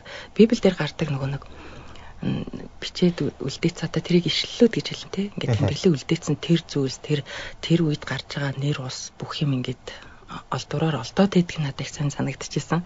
Тэгээ бас дээрэс нь хэдэн зуун жилийн турш олон хүнээр ингэж дамжуулагдаж бичигдэхтэй нэг хүн бичсэн юм шиг утга агуулга ерөнхий мөн чанараа алдаагүй. Мөн чанараа алдаагүй байгаа нэг сайн. Одоо энд тавлаа шүү дээ. 5 хүн тавлаа үргэлжлүүлээд нэг юм бичвэл 5 өрөнгө юм бичэндээ тий. Ягаад гэвэл миний тулсан таны туршлага бүх юм өөр учраас тэр бүх нь шингээл бичигдэн. Өөр. Ааха. Тэгэхээр тэр хүмүүсийн тэр хувийн туршлага нь тэр Библи дээр юр байхгүй байгаа нь одоо их сонирхолтой. Тийм ч болохоор одоо тий явсаар байна, хэвлэгдсээр байна. Түүгэнд харахсаар байна юм болов гэж бодсон. Манай хамаатны нэг ихчээдийн тэгээд тэр ихч маань за одоо Библи дээр гардыг бэлээ ном уншиж хахад гарч исэн нөгөө нэг хүний тэр амаараа үлдэж байгаа одоо монголчууд ярьдаг ш нөгөө юу гэдэг лээ нөгөө нэг амны бэлгээс ашдсан бэлэг гэл ярьдаг те. Тэгсэн чинь ёстой амаараа хийж байгаа нүгэлэн тэр ихч маань хөрхий те. Үйлдэлээрээ юу хийсэн одоо гайхгүй мөртлөө ам бол ерөөсөө өстө явж өгнө. Болохгүй дандаа тийм хэцүү хүнд өгнүүдийн сонголтоор эсвэл өөртөө ямар ч ашиггүй байдлаар муулаад ч юм уу ингэж юм хэцүү хажууд нь байхад төвхтэй байдал үүсгээд идэв гэсэн чи тэр ихч маань Христ итгэгч болжээ. Бас би айгүй бодит ашиг надад санагдсан. Гэхдээ тэ аль нэг бурхан байлаа гэхэд энэ ихч маань одоо ийм сайхан бэлэгдэлтэй амттай болчих гэж болоо шүү дээ гэж тэр үедээ бодогдчихлаа надад. Nice. Иесус хэлсэн байдаг байхгүй. Амруучин орсон зүйлүүд чамайг бозрлохгүй. Тэ. Нас чин гарсан гэдэг. Тэ. Амнаас чин гарсан зүйл зүрх сэтгэлээр чин дамжиж чамайг бозрлж яадаг. Тэгэхээр бидний идэж байгаа зүйл бол жамаараа ингээд шингээ гарч чана шүү дээ. Тэгэхээр бидний хэлж байгаа үг биднийг бозрлж яадаг гэж байгаа. Библиэлд бас ингэж байна. Санаандгүй хэлсэн үг болгоныхоо төлөө чи хариуцлага болно гэж байдаг. Тэгэхээр амар шүү дээ. Би ном уншдаг шүү дээ. Би янз бүрийн ном уншдаг шүү дээ. Энэ одоо цаана салгагдсан зү дээ. Бурхан яг одоо зүрх сэтгэлийг мэднэ л дээ. Бурхан нөгөө мэрэгэн. Тэгэхээр нөгөө таны яг ямар сэтлэр уншсан, яасан болгоны ч мэдэж байгаа гэсэн үг. 10 нүгэл билүү? Би 10 хууль. 10 хууль. Зарим нь надад жоохон хатуу санагдсан. 10 хуулийн аль нь? 10 хууль ч одоо маш амархан зүйлүүд шүү дээ. Үгүй 10 хууль биш ч гэж магадгүй би нөгөө дэд хуулиуд юм байна л да. Тийм баг. Одоо жишээлбэл ижил үүсдэн байх тухайд ч юм уу тий. Би бас анх энэ номыг уншиж байхдаа бас их гоё гэгийн сэтгэлээр орсон би чи. Хөөе энийг юу ачилдаг гэл бусад бүх юм танддаг шиг тий. Хорвогийн бүх юм танддаг шиг хандлагаар би хэлсэн. Хөөе энийг нэг жоохон зөөллөд уншчихвал яа да одоо эний чи ингээл 9 шидийн хүмүүс унш сонсон штэ гэсэн чи өөрчлөлтөг юм аа гэд хэлэхэд надад их сонь санагчлээ. Библийн үгийг. Би өөрчлөх гэдэг штэ тийм тий. Энэ нэг янз бүрийн хүмүүс сонсох учраас энийг жоохон зөөлөлч гэсэн чи өөрчлөлтөг юм аа гэд хэлсэн чи би түүхэн зүйл хийх гэжсэн штэ. Даж урсгал үүсгэх гэжсэн биш үү? Тийм ч одоо хороо тэр бүх юм өөрчлөгдөж янзлагдаж хин нэгнээ санаанд таарч болдог болцсон байхад болохгүй байгаа нь миний сонирхлыг их сайн татсан. Тийм одоо Коран судар бол исламын шашинд бол одоо хамгийн тэргүүн судар гэж үзсэн. Тэгээ хоёр дараа нь хадитууд гэж зүйлүүд байгаа. Бас нөгөө бусад бичээсүүд. Тэгээ тэндээс болохоор нөгөө Сахи Букара гэдэг баха та. Одоо нэлийн юм баталгаатай хоёр Сахи Муслим гэдэг л хоёр одоо тийм хадит байна. Тэр хоёр бичээс хүртэл өнгө аясна өөрчлөгдөх гээд байгаа гэж байгаа байхгүй. Яагаад гэхээр нөгөө тэн дээр Сахи Букара дээр нь Аиша гэдэг охин одоо Мухаммедийн эхнэр байсан юм ихтэй. Би 6 настайдаа Мухаммедтэй гэрлсэн. 9 настайдаа одоо ингээд ингэр нийлүүлсэн гэдэг юм бичсэн байгаа байхгүй. Тэгвэл орчин цаг үед энэ нэрсээ хүлэн зөвшөөрөгдөх болоод амар асуудал үүсэж байгаа. Тэгээ юу хүүхдтэй гэрлэх юу вэ гэд тэ. Тэгвэл муслим хүмүүс ч гэсэн одоо энэ дээр ингээд асуудал үүсгээд энийг одоо өөрчлөх гэж оролдож байгаа байхгүй. Тэгэхээр тэдний гол корона бол арай өөрчлөх байх. Христ итгэлд бол Библийг огтхон ч өөрчилж болохгүй. Тий. Орчуулгын бас ингээд одоо төгс бус байдал байна. Гэхдээ тий олон орчуулга байгаа. Тэгэхээр бас хүн шүүгээд төгсийг нь олох боломжтой. Нөгөө нэг Стамбулд явж исэн чинь Ая София гэдэг одоо Христийн бүр эртний тий Константинополь. Тийм сүм байсан. За тэгээд ямар гоё сүрлэг юм бэ? Ямар гоё юм бэ? Дотор нь орохоор их гоё өөр мэдрэмж тий. Ямар одоо хичнээн 100 мянган жилийн өмнө үүсчээд тэр хийгдсэн байдал одоо их тийм сүрдмээр гоё мэдрэмж үлээ. Тэгээ ер нь аль шашны дуулал их гоё штэ. Исламын шашны азаанд орж байгаа нүртэл бас их тийм хүнддэгмээр гоё байдаг. Тэгээд сая бас энэ Христийн ном уншиж эхэлснээсээ хойш яг ингээл номоо уншиж эхлэхээс өмнө яг тэр ариунаас ариун бурхан номыг уншихтаа тэр ариун гэд дуулалыг сонсохоор энэ тэр мэдрэмжүүд нь их гоё. дотроод нэг тийм их хүч агуулдаг юм шиг надад санагдсан. Тэгэл байх. Нөгөө сэтгэл зүйн талаас нэг либидо гэдэг нэг ойлголт байдаг шүү дээ. Хүн ингээд бэлгийн хүсэл цаана нуугдж идэг, тэрний төлөө явж идэг гэдэг нь Фройдын онол. Гэтэ яг бүх сэтгэл зүйчнэр энэ дээр санал нийлдэхгүй л дээ. Одоо чинь Юнгагаа санал зөвлөлтөд явцсан байдаг. Би санал бүрэн нийлдэггүй. Бүх зүйлийн цаана бэлгийн хүсэл байдаг гэдэг дээр. Тэнгүүд бэлгийн хүсэл гэхдээ байдаг нь бол маш хүчтэй байдаг. Тэнгүүд уран бүтээлтэй энэ урлагуудыг харахаар сэргэн мандалтын тэр үеийн тэр Европын сэргэн мандалтын үеийн тэр уран барилгуудыг харахаар эмэгтэй хүнд зориулж хийсэн бүтээлүүд маш хүчтэй байдаг. Тэр нөгөө ирч хүчээ тийшээ чиглүүлчихэж байгаа байхгүй. Эмэгтэй хүн рүү. Эмэгтэй хүнийг давсан нэг л бүтээл байдаг. Бурханд зориулсан бүтээл. Тэнгүүд тэр Европын сүмүүдтэй ингээд яаж те хүн ингээд амар гоё барилгачин те архитектур уран хүн байвал өөртөө зориулах гэр барил гойхон байшин барил одоо болоо гэж орно зү те. Магадгүй те Английн тэр хатааны өргөө шиг тийм л юм барил болоо зү. Гэтэл Бурханд зориулсан тэр сүмүүд ямар гайхалтай юм бэ? Тийм байлээ. Яаж тэр үед барив гэдэг амар сонирхолтой. Хэдэн зуун жил дамж барьсан. Тийм байгаад байгаа юм. Тэр нэг жижигхэн чулуунуудыг ингээд шигтгээд хийсэн. Ангааж гарч ирсэн. Тэгээд ер нь нэг тийм сонин ойлголт юм биш үү? Би энэ номыг уншиж байхад нэг тийм ойлголт байсан. Тухайн газар ч юм уу ийм чуулган гэж хэлж болох газрууд одоо тэндээ яг нэг тийм өөр энерги, өөр оршихуу ч юм уу тийм юм байж болох уу? Болох байх уу? Тэр газрын энерги гэж үү? Библиэлд ингэж байна. Та нар өөрсдөө Бурхны сүм гэдгийг мэддэггүй юм уу? Бурхны сүнс та нарын дотор оршиж идэг гэж байна. Тэгэхээр нөгөө Христтэй нэгдэн гэдэг сүнсээрээ нийлнэ гэж хэлж байгаа. Тэгэхээр Христийн сүнс бидний дотор ирсэн байдаг. Тэгэхээр нөгөө ямар нэгэн газар ус эсвэл барилга агуу гайхалтай сүм байсан ч гэсэн тэрнээс илүү сүм нь та өөрөө гэж байгаа байхгүй юу? Иесус Христ хэлсэн нэг эмэгтэйтэй уулзаад тэр эмэгтэйг ингэж байгаа байхгүй юу? Манайхан болохоор энэ уулан дээр шүдээ яа гэдэг. Танайхан болохоор ариун Иерусалимд очиж шүднэ гэдэг. Бурханд хаанаас мөрөх юм бэ гэдэг. Иесус Христ хэлж сүнсээрээ ба үннээр мөрөх цаг ирчихэд байна.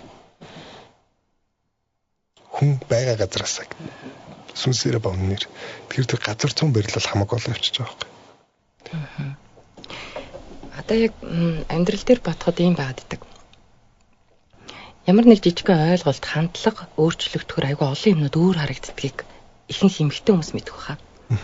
За бүрмэхээр одоо ингээд байж сумгүй үзий ядмаар ч юм уу хин нэг нь санагдчихсэн аа. Одоо тэрийг дааврын өөрчлөлт юм уу юу гэх юм те.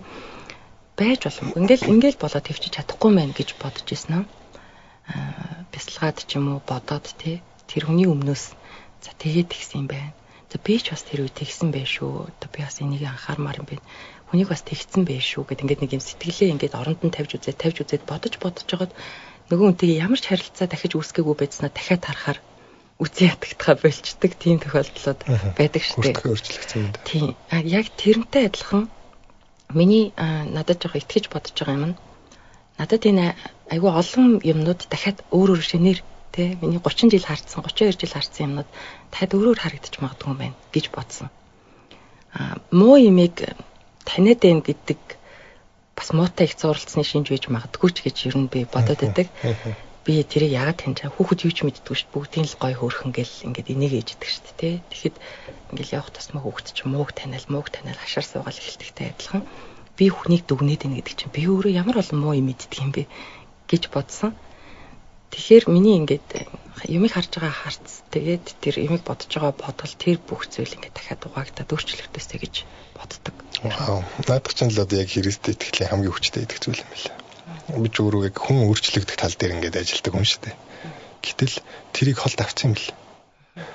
Буддизмын сургаалыг уншихад бол айгүй ойлгомжтой. Тэгээ make sense гэдэг чинь гоё ойлгогддог байхгүй. Христийн сургаалуудыг уншихад амар хэцүү санагддаг гэсэн. Ойлгогдохгүй. Тэгээ ганцхан надад ч биш бүх түүхэн цаг үед дандаа тийм байсан юм л. Бүх сонссон хүн болгонд гэж цочирдож хүлээж авдаг. Бүх ертөнцийн логикоос эсэргээр байдаг. Тэгээд одоо бусдыг хайрлал, дайснаа үзэн яд. Тэгээ чамааг харах хэвээр ерөө гэж байгаа юм. Надад амар хэцүү санагддаг гэсэн дэр. Тийм. Дайснаа.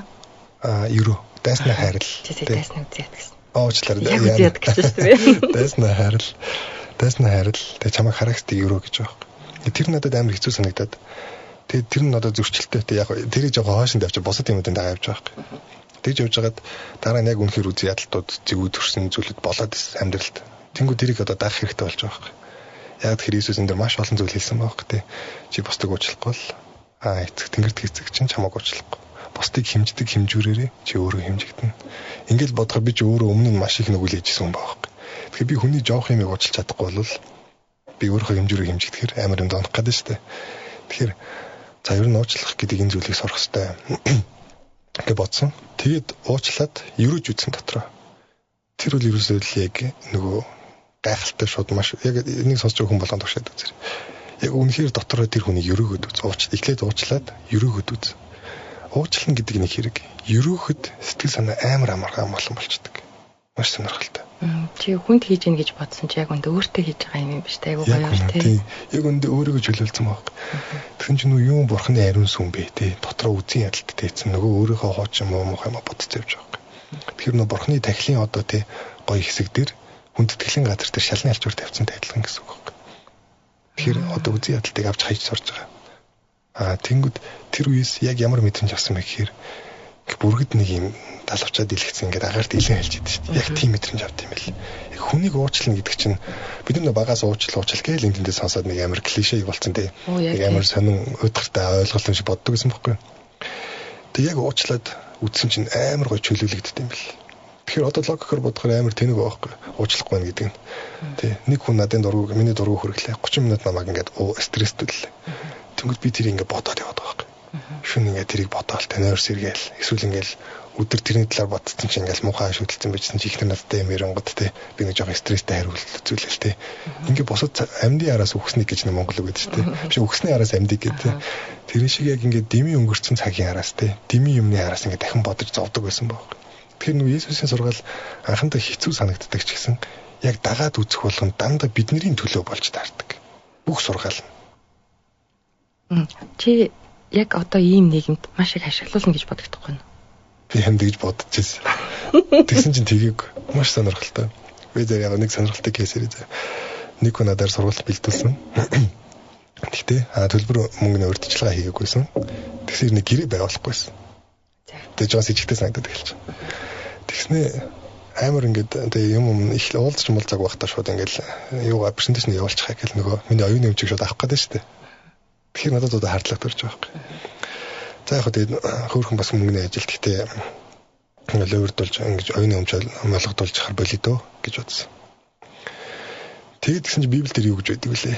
Тэгсэн чинь тий нэг хацрыг хаалгадвал нөгөөг хаалгадвал тий цамцыг чинь тий ингээд шүүхтэд авах гэдэг л хөрмөө бас тайлаад өгчих гэж байгаа юм.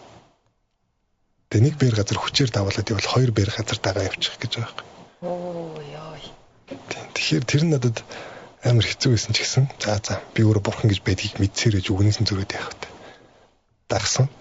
Энэ миний ноён өмчийг аваалаа гэх. Тэгсэн чи явж тэр хүмүүстэй уулзсан чинь бүр одоо би тэр ахт бүр маш сайн зай бид хамт ингээд тийшээ сургалт хийгээд амар гоё хүмүүс. Яг одоо тэг итгэл үнэмшил өөрчлөсөн маш гоё хүмүүс. Яг нэг сайхан хүн чанартай монгол хүмүүс байдаг шүү дээ. Яг тийм хүмүүс байсан. Тэгээ би тэр ажлыг аваагүйсэн бол аваа хөрхөн мөнгө алдах байсан. Гоё танилцал боломжтой олон зүйлүүдийг алдах байсан байхгүй. Тэнгүүд надад зүгээр ингэ санагц. Яг би энэ ингэснээрээ одоо энэ бол яг миний зүгээр бурханд дуулууртай байх гэсэн оролдлого. Хүнд дуулууртай байх ш. Бурханд дуулууртай байж байгаа. Тэгэхээр надад ингэ санагдаад энэ зөв тогтлог хараа би яг бурханд итгэсэн учраас бурхан буцаагаад миний арыг даагаад байгаа юм шиг ийм зүйл маш олон тогтогддог. Хүнд итгэсэн учраас биш. Одоо миний яриаг сонсоод миний үгэнд итгэх биш. За.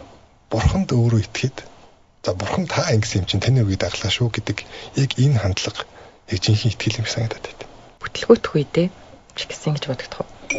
Тий, одоо дашрам дөрөвдөг шүү дээ. Тий, итгэж болсноос хойш бүтлгүүтэл маш ховор бага болцсон. Амар сонирхолтой. Энийг би дараа нь яриа заяа үргэлжлүүлээд гэтээ уналтууд байна. Өвчин зовлон залбираад идэгрэхгүй байсан, гуугаад авахгүй үед байсан.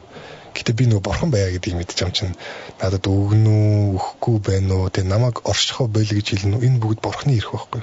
Бурхан яавал яана. Бүхнийг чадна. Тэгээ Давидын дуулал дээр бас тэгж байдаг. Бурхан хийдэг зүйл болгондоо бурханы зүв байдаг гэдэг. Тэгээ бид нэр тэргээ буруу санагдаж байгаа ч гэсэн бурхан та туслахгүй юм шаналж байгаа ч гэсэн эцэд явж бүх том зургаар харах юм бол бурханы зүйл байдаг. Тэгэхээр би тэтгэр зүйлүүд дээр юусо бурханд эргэлздэггүй. Тэг энэ бол зөвхөн магадгүй миний төвчээртэй болох боломж гэдэг ч юм уу те. Тэгэл хараад бурханд ер нь итгэхийг сонгодог. Чойонги гэдэг нэг пастор гоё хэлсэн байдаг л та. Эргэлддэг байна гэдэг нь бодоход итгэлгүй байгаа биш ээ. Эргэлдэж байгаа ч гэсэн итгэхийг сонгож байгаа ч өөр итгэл юм а гэж байгаа юм. Тэгэхээр хэцүү үедээ ч гэсэн ингээд бурхан бол зөв юм а хийж байгаа, мэдж байгаа гэж итгэх нь зөв байдаг. Тэр нөгөө бүтлгүүд л багассан гэдэг аягүй санаа. Тэр нөгөө ийм зүйл байдаг л да. Хүү чамайг чөлөөлөхөд чи үнэхээр чөлөөлөгдөн гэж Иесус Христ хэлсэн байд. Тэгэхээр нөгөө Христийн харьяалалд орчхоор өмнөх нөгөө бүх удмын хараал, тийм янз бүрийн сүнслэг зүйлүүд байгаа л да. Тийм тэр зүйлүүд бүгд тайлагдчихдаг байхгүй. Тэнгүүд бүтлгүүд л эрс багасныг би итгэж болсноос хойш 2 жилийн дараа ухаарсан. Би яагаад гэхээр нөгөө Мерфигийн хууль гэдэг зүйлийг дагаж амьдралдаа хэрэгжүүлэх гэж хичээдэг байсан. Мерфигийн хууль гэдэг бол маслтай талах, унвал маслаар унж болох бол маслаараа л унна. Тэ бүтлгүүд муугаар эргэж болох зүйл бол муугаараа л эргэнэ. Тэгээ энэ бол нөгөө Apache хөлөг онгоц, Apache нислэг тэрэгний нөгөө инженерүүдэд өгсөн дүрэн багхгүй юу? Яг тэгэхээр нэг хөлөг онгоцны холболт хийхдээ байж болох хамгийн муугаар холбогдсон байсан. Бүх юмыг буруу холбогдсон байсан. Тэрнээс болоод муугаар эргэж болох юм байгаа бол муугаар эргэнэ гэдэг дүрмийг гаргасан. Тэгээ энэ хинд хэрэгтэй вэ гэхээр маш өндөр хариуцлагатай тим юм хийж байгаа хүмүүст. Мисалын юмч юм ийм хүмүүст хэрэгтэй. Зөвхөн ажлын үеэр. Тэгвэл энийг амьдралын мөрдлөг болгоно гэдэг нь өөрөө хитрхи хашир амьдрна гэсэн үг. Тэгээ миний амьдралын нэг бүтлгүүдлүүд яг ингээд нэг хясгалан гэдэг нь шүү дээ. Яг тийм юмуд аявих болдог гэсэн багаас. Их хүсгээр ингээд байхгүй болчтой. Их хүсгээр ингээд ирэхгүй те. Ингээд амар юм зовлонтой мэдрэмж. Тэгээ би багаас ингээд юм ингэж их хүсэхгүй, хүлээхгүй байхад суралцсан байсан. Тэгээ дандаа ингээд би ямар ч ажил төлөвлөсөн дандаа бүтлгүүтлийн зай ингэж гаргаж запас юм төлөвлөж, запас цаг нь урагшаа хоошо төлөвлөж дандаа тэгдэг байсан. Тэгэнгүүт бурханд итгэснээс үгүй 2 жилийн дараа ингээд хийсэн ажлуудаа бодохоор нэг удаагийн би яг ингээд нэг нэлээд том ингээд одоо эрдэмшлэгийн урал зохион байгуулалцаад би одоо үндсэн зохион байгуулах 2 хүнийх нэг юм байсан. Тэгээ бүх ажил маш сайн дуусаад нөгөө хамт зохион байгуулсан ямар гоё бүх юм бүтчихвэ гэд хэлэх үед би яг тэр үед ойлгосон. Өмнө ингээд 2 жилийн турш ерөөсөө нөгөө өмнөх бүтлгүүтлүүд яг нэг хясаад нэг гой болох гэжсэн болохоо болчиход идэг тэр зүйл байхгүй болсон ба шүү гэдгийг ойлгосон. Тэг бүр сэтгэлгийн суудсан байт юм бэл бүх хүлээгээд идэм бэл нөгөө бүтлгүүтлээ. Тэг байхгүй байгаад байгааг анзаарсан. Нэг өөрөө нэг таагүй нөхөр байж алга болсон байсан нэг бүр удаан анзаарсан хойно анзаарч байгаа юм шиг. Тэгж анзаарсан.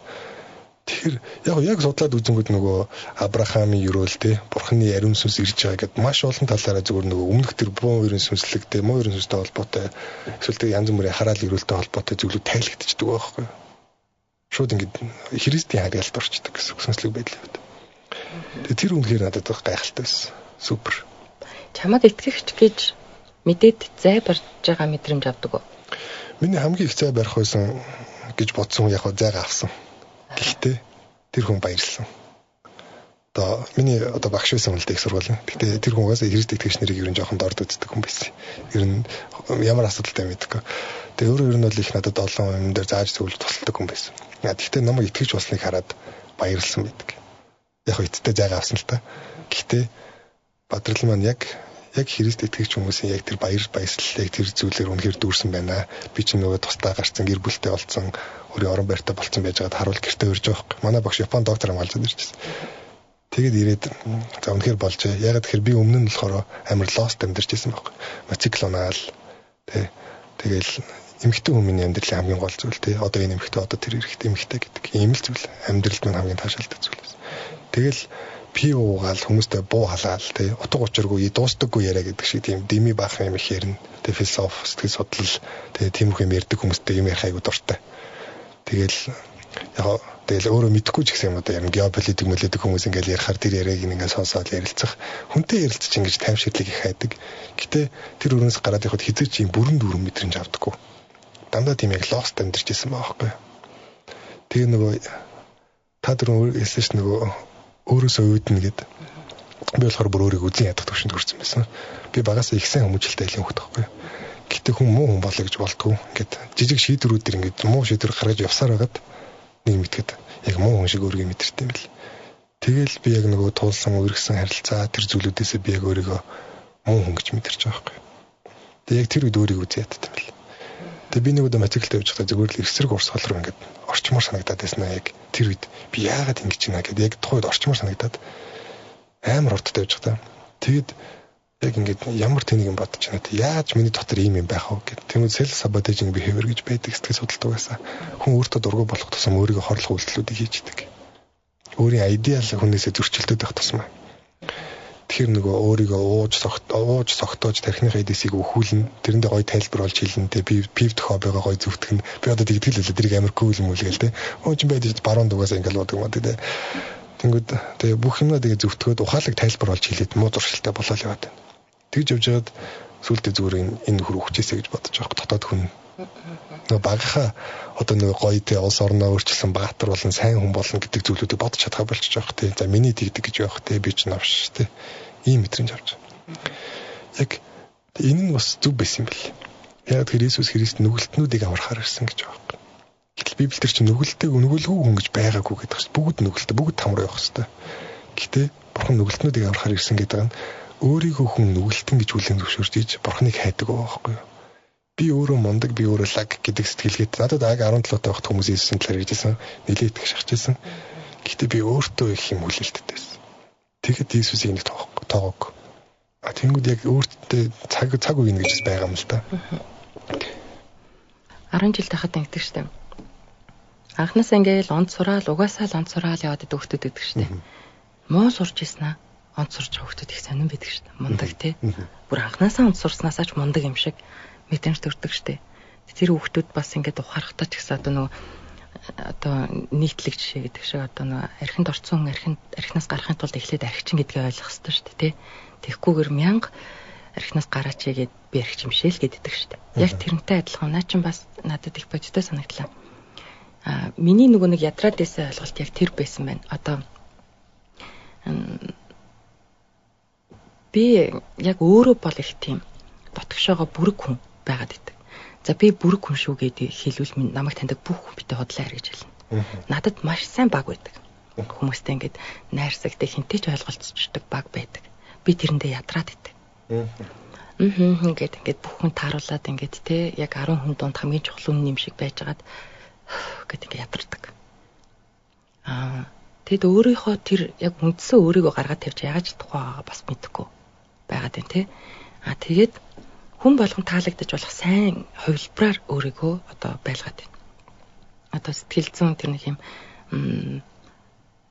хүлийн зөвшөөрөгдөх хэрэгцээ ч юм уу те. Одоо багад ямар амьдрал тулснаас хамаарат одоо тэ ээж аав гадагшаа явсан хол байсан өөрөө би даасан энэ байдлуудаасаа болоод би муу сурч байдэ би тэгч байдэ гэдэг айдсуудаас болоод ч юм уу цаашдаа ер нь бүх мэдрэмжүүдийг би их боосон. За хүний нүдээр бол их тийм аятайхан замналтай явцсан юм шиг мөртлөө надад бол их тийм. Энэ дунд би хаана нэсэн бэ л гэдэг бодол төрөөд идэх хөөх. Үнэхээр сайн гүйцэтгэгч байжээ. Тэгтээ би тэр дунд алтаж үзэх байсан байж тэгж харамсч явж байгаад энэ чи бүхлээр алдаал юм биш тэгээд ингээд бодсон. Тэгэд одоо яг л тэр нь бол нэг муу ажиг авсангүй яг уу ажил төрлөө алдсангүй байна л та. Гэхдээ надад юу вэ гэхээр миний нөгөө дотор хүн дотроос орилоод байгаа юм. Чи зарим юмыг ингээд хийж үзэх хэрэгтэй байсан. Зарим юм дээр чи сэтгэл хөдлөлөө гаргаж үзэх хэрэгтэй байсан ч гэдэм юм. Тэгээд анхнаасаа яг уу би бүр үзэн ядах гэдэг ойлголт нь надад угаасаа байдгүй юм шиг байна. Миний амьдралд муу юм байдгүй. Тэгээл тэгсэн байгаа гэдэг бодол заавал орж ирдэг. Энэ яг уран зохиолтойч бас надад холбоотой ирсэн юм уу мэдэхгүй. Тийм темпераменттай бас холбоотой ажиллагаанд төлөв хөгдөлтэй. Тийм ер нь тийм. Тэгэхээр намайг одоо ихэнх ойр дотны хүмүүс юу гэж дүгнэхээр тэнэг шүү. Тэнэгтэй тааш наач тэгээд ингээд миний өмнөөс хүнийг үзээд байдаг. Гэтэл одоо би өнөөдөр чадчихад нэг нь чадахгүй, тэр хүн чадахгүй хахад чадаад хахад би чадахгүй ингээд ээлжилдэг ш. Тэр цаг хугацааг хооронд нь харьцуулах боломжгүй шүү дээ. Сэтгэл зүй тэ нөхцөл байдлыг яаж харьцуулах боломжгүй. Тэгэхээр би хэн нэгэнтэй яг жишигдэх ямар ч шаардлагагүй. Ингээд хувьдаа өөр хувь тавилантай, ачаатай, аз жаргалтай, давж байгаа даваатай явж байхад чинь хооронд нь харьцуулаад байгаа надад утгагүй санагдаад байдаг. Тэгэхээр би тэр хүнийг дүгнэх бас боломжгүй. Би бүр хэнийг ч дүгнэх боломжгүй. Тэнд бүр хүн болгоны нүдээр тэнд буруу замаар явж байгаа. За эсвэл энэ мөнгө төгрөг идэж уугаад байгаа улс төрийнхнийг ч биш үг шаардлагагүй гэж боддог. Замаараа л явж байгаа тий. Одоо тэгээд тэр хүний хамтран байгаа хүмүүс ч гэсэн завлангийн үрэлцэх гээд хамттай байгаа. Тэгэхээр надад бол нэг бодлоо би их муухай тийм тий нийгмийн үйл тоогоод байгаа муу ч гэж гоё философи юм шүү. Яг та тэгээд үйлдэл хийхгүй гэсэн үг шүү дээ тий. Одоо буруу юм байвал шүүмжлэлт дагуулж болж байна. Тэгтээ дотроо дэрийг тэгээд авахгүй зовоод авахгүй. Үзээ хадаад нэг бүрс өмнө голоосоо ингээл тэг үзээ хадах шаардлагагүй. Уучлж болно. Ер нь нөгөө нэг хүн амны гэмт хэрэг хийцэн хүн хүртэл өмгөөлөгч өгдөг шүү дээ бид нар. Тэгэхээр ямарваа нэг юмд бас нэг юм гарц гаргалгаа ойлгож уучлж болох нэг ширхэг сэжүүр заавал байгаа гэж боддог. Тэгэхээр нэг тийм ойлголт байгаад байгаа нь одоо би өөрийгөө яг уу туулснаа бодохоор би азтай. Надад ямар ч байсан нэг юм хадаасны ор мөр гарсангүй.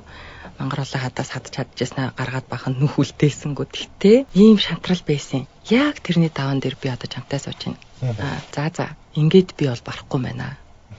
Заавал намайг муу хүн болгож ийж, заавал намайг өшөө авдаг хүн болгож ийж, заавал намайг юм өргөстэй хүн болгоод бадрал надад одоо ямар нэг байдлаар миний дулаан шугамыг давсан тохиолдолд би чамайг өргөсөөрөө хатгаж ийж, чи намайг өнөөдөр хайрлсан эсвэл ойлгоно чи тэр ойлголцсон харилцаанд орно юм биш үү? Тэ найз нөхдийн ч вэ, нийгмийн ч вэ, хайр дурлалын ч вэ. Тэгэхээр би бол ерөөсөө муу мүлгэр хүн юм биш гэдэг ойлголт надад төрсэн байхгүй. Тийм болохоор би ерөөсөө хүний өргөсөнд л хатгуулаад тахаас хөөе ингэж болохгүй шүү гэдэг ойлголтыг би хүнд өгдөг юм биш. Бүр эцэгхэн харилцаанд ч би өгдөг юм байна гэж бодсон юм. Тэгэл заац шулмас олчихё гэд яг ингэ бодчихсэн чинь подкаст орчлоо. Ер нь гоё шүү дээ. Одоо тэгэл хүмүүс нөгөө Христ итгэлийг ингээд нөгөө юу ч ингээд асуудлыг ингээд тоохгүй яваал өөрийгөө хамгаалахгүй мангар байна гэж бодоод байгаа байхгүй юу. Гэтэл тийм биш л дээ. Есүс бас өөр зарчим хэлсэн байхгүй. Совдаг хааны өмнө бүү тавь. Тэгээ нандин сайхан юм аа. Тийм найдваргүй юмны өмнө битээ тавь гэсэн үг. Та бас ингэж хэлж байгаа. Өшөө авалт нь бол бурхны өөр хэлэнд зай гарга. Бист яг харин хаачч мэддгүй юм би яг зай гаргасан. Тэгэхээр мадуу Цэнгэл баяр надад муу юм их юм бол би Цэнгэл баярыг өрөөгөл залбираал орхино. Энэ нь тэнэглэл гэж хүмүүс бодож байгаа. Гэхдээ би бурхны өшөө авалтанд зай орхиж байгаа. Яг тэгэхээр бурхан өөрөө шудраг шийтгэгч, шудраг сургамжлагч байхгүй юу? Би буцаагаад өшөө авчих юм бол зодтолж байгаа хоёр хүүхдийн алийг нь бурхан шийдэх. Аль нэг нь шийдэх нь магадгүй болов л шүү дээ. Хинэн ч өмгөөлөхгүй гэж магадгүй. Тэгэхээр ялч нэг нь хилмигдээд нэг нь гин зэмгүй байвал бурханаас тусламж гуйж ивэл бурхан тэр нь тусалдаг. Ийм очиртай. Тэгэхээр яг миний амьдралаас харахад бас үнэхээр яг энэ хамгаалалт бол яг байдаг бурхны. Одоо яг ингээл ил тод дээрлэхэд байгаа юм шиг тийм хандлага үзүүлээл би яг итгэж болоод удаг байх та. Одоо би нэг өмнөгшөө үзгээ болчихлоо шүү дээ. За бурхан минь өстө танд л даатглаа шүү. Таны хүүхэд чинь ингээд дээрлүүлээ явж байгаа юм уу дээ өөрөө мэдээр. Тэгэл тэгчэл гараа явсан. Тэгсэн чинь яг үнэхээр тэр хүнд яг үнэхээр сургамжлагдах зүйл болсон байсан. Яг товчхоноор хэлвэл тэр хүн миний нэрийг хугалсан. Тэр хүн өөрийнх нь ясна тэр өдрөө уурсан байсан. Бүр утгаараа. Тэг яг утгаараа. Монгол хүүхдэд адилхан. Тийм биш. Тийм болж исэн. Тэг ганцхан энэ бол зүгээр нэг тод жишээ нэ. Тэг жижиг сажиг зүйлүүд төр зөндөл иймэрхүү зүйлүүд болдог. Тэгэхээр бидний дотор муу юм байхгүй болоод би одоо бүх хүнийг уучлдаг хүн болчоог байхгүй. Хуучин хүний нөгөө муу юм байж л байгаа шүү дээ. Гэхдээ энийг дарж сурч байгаа байхгүй. Энийг ингэж дураар нь тавихаа болчихж байгаа байхгүй. Илүү нөгөө ёс зүйтэй, суртахуунтай амьдралаар амьдрахад суралцж. Тэг манай монгол хүмүүсээс халуун сэтгэлтэй сайн хүмүүс дотор зөндөө байдаг. Тэнгүүд яг энэ Христийн сургаалуудыг дагдаг хүн бол маш өндөр. Бидний мэдих өндөр ёс зүйтэй хүнээс ч давцсан тийм өндөр ёс зүй юм бэл. Яг тэгэхээр чи энийг эмэгтэйг хараад тачаадан харах төдөд зүрхэндээ түнтэй завхаарсан адил нүгэлтэй гэж байгаа юм. Тэгэхээр нөгөө тийм өндөр ёс зүйг Иесус Христ угаасаа шаарддаг. Тэгээд бид нар угаасаа тэрийг бүрэн дааж чаддаг хүн маш цөөхөн л ах л та. Ховор байхгүй ч болов. Гэхдээ бурхан тэрийг даах гэж хичээж байгааг мэддэг. Тэгээд тэрэнд нь буцаагаад дэмжижийдэг. Тийм байхгүй. За танд өөр ойлгомжгүй санагддаг, утгагүй санагддаг ч юм авцалддаг зүйлүүд юу байна да? Миний мэддэг Христ итгэгч болоод маш их удаж байгаа. Би урсгалыг нь бол мэдэхгүй. Урсгал гэж ярих зүг одоо өөр байдаг тийм. Маш их удаж байгаа. Гэхдээ яагаад ч юм сүүлийн үед надад бүр ингээд хажууд намсгаа авч болохооргүй хэцүү санагдаад идэг болсон тийм хүн байна. Би бол итгэгч биш. Тэгэхээр одоо итгэгч хүн ирнэ бүр тийм зовлонтой хүн. Тийм одоо юм хэцүү амьдралын хэв маягтай. Тэгтээ үнэхээр бурхан байдагт итгэдэг, залбирдаг, 40 50 60 хоног мацаг цацаг барьдаг ч юм уу те. Тэгэхээр би тэр хүнийг ямар хинд найдаад ингэж амьдртын болоо гэж бодогдох үе байдаг. Иесус Христ модыг жимсээр нь тань гэдэг байхгүй. Муу модноос сайн жимс гарахгүй. Сайн модноос муу жимс гарахгүй гэж. Тэгэхээр нөгөө бадрал одоо яг Иесус Христийн үгийг дагаад байж та аюу гоё юм гардаг. Хайр те хүмүүс хүндлэл ийм зүйлүүд. Тэнгүүд бадралаас бас муу юм яг тэр хүн шиг муу юм гарч магадгүй. Энэ хаанаас гарч байгаа гэхээр яг ингээл миний амьдралаас харахад яг ийм зүйл тогтлоодаг. Библи уншаад залбирал ихтэй байх үедээ амар гоё амар амгалан тэг хайр ундраал аюу гоё болдог. Амьдралын хэмжил буцаал нөгөө фейсбુક ухаал яг хуучиндаа ороод явахаар буцаал ингээд шатаал уурлахтаа амархан болоод хараал юуг буцаж орж ирээл ингээл хэлдэг. Тэгэхээр нөгөө ямар модноос би ургаж байгаа вэ гэдэг чинь хамаатай байхгүй. Есүс Христ өөрөө энийг бүр яг би бол жинхэнэ ус үз юм уу? Надтай хамт үлд. Надгүйгээр та нар юу ч хийж чадахгүй. Надтай хамт байж ич та нар миний үр жимсийг гаргана гэд амар ойлгомжтой хэлсэн байна. Тэгэхээр нөгөө хүн угаасаа л дотор муу чанартай. Тэр муу чанар нь гардаг байхгүй хүмүүс. Тэгээ сүм дотор хүмүүс нөгөө эрх мэдлээ уруулан ашигласан нөгөө Есүсийн яг тэмцдэг байсан нөгөө шашны мэндэгтнүүд байдаг байхгүй фарисеучуд гэдэг те амар юм гаднаа одоолаг юм те шашинлаг те ингээл мөргөлүүлдээл хүмүүст өглөгөө бол те энэ тэнд юм урт хувцтай авч хөндлөгдөөл тэгсэн хэрнээ цаана хоёр нүртнүүд цаана тийм биш хүмүүс байдаг. Тэр хүмүүстэй Есүс Христ илт тэмцэж те илт ингээд шууд нүүрлэн хэлдэг байсан байхгүй. Тэнгүүд зарим итгэгч нар маань яг өмнөд бол харамсалтай тийм амьдралаар амьдарч байгаа байхгүй тий. Сумынхныгаа амар шүүгээл ингэтэгтэй өөрийгөө нэг л айгуу чухал юм хүн болц өөрийгөө өргөмжилдэг болгон даруусгагдана.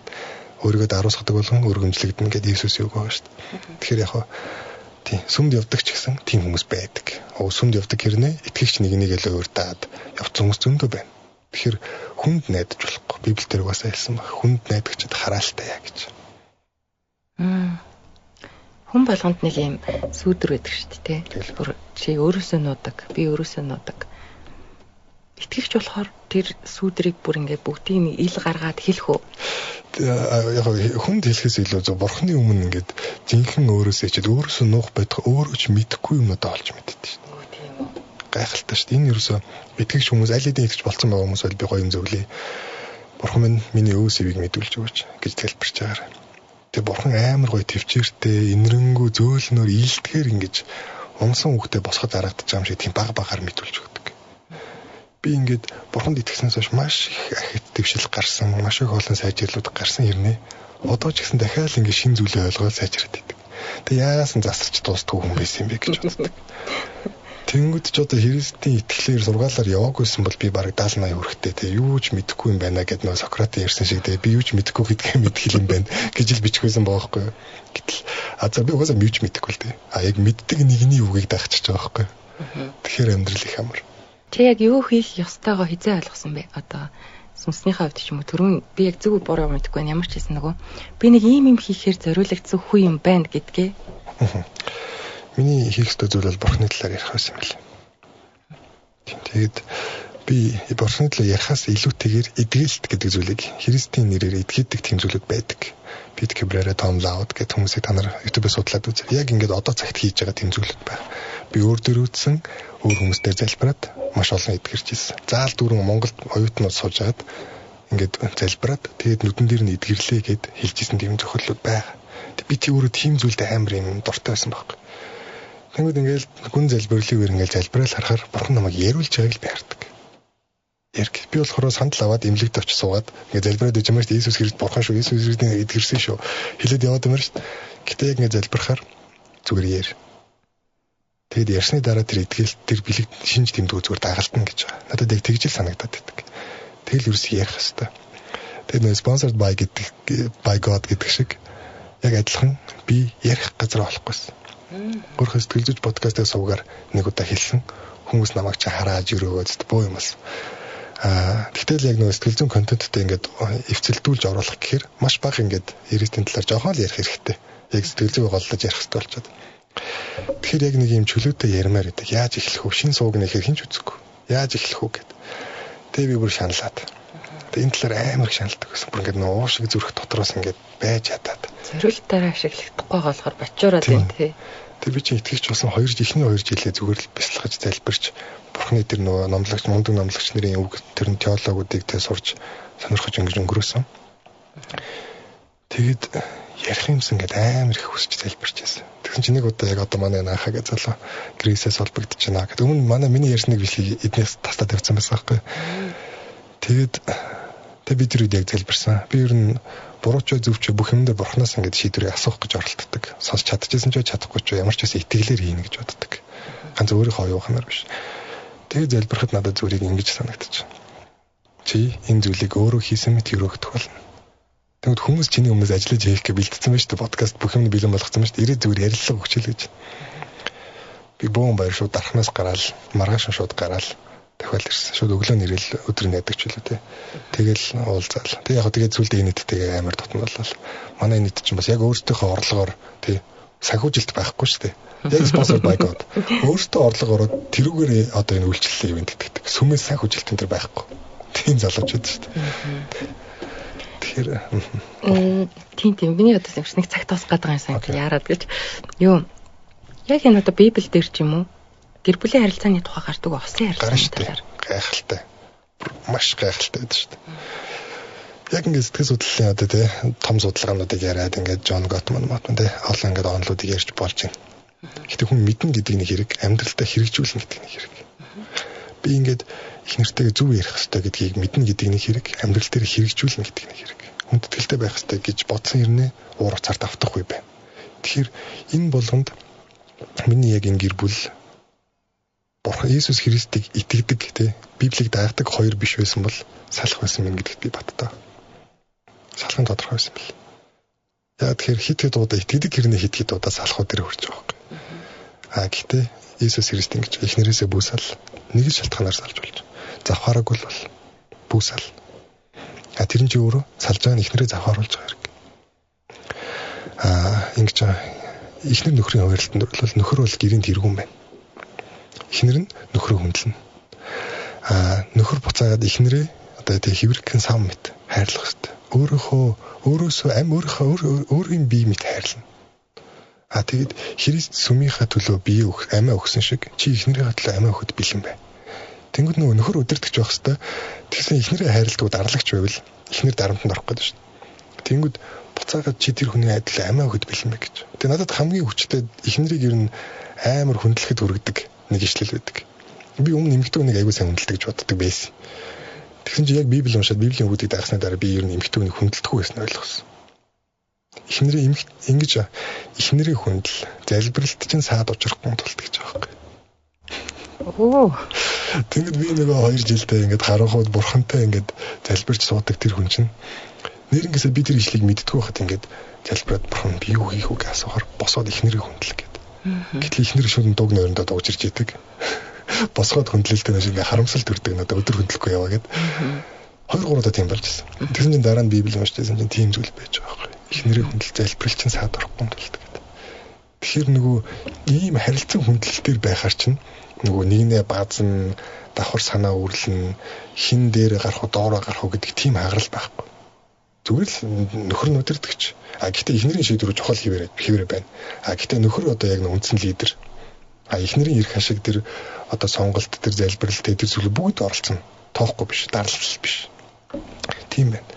Тэнгүүд энэ гэр бүлийн харилцаа ч өөр айгүй өвтэйхэн болчихж байгаа байхгүй. Манай ихлэлэг хэлдэг шүү дээ нөгөө дээр доор оролцох гэдэг байхгүй тэр нь айгүй амар гэдэг. Тэр нэг хардталтын тал дээр бас айгүй амар. Би одоо ер нь ихтэй баг хартаж үзээгүй. Би ч одоо ер нь өөрийгөө хартаа хүн гэж боддог. Ууг нь.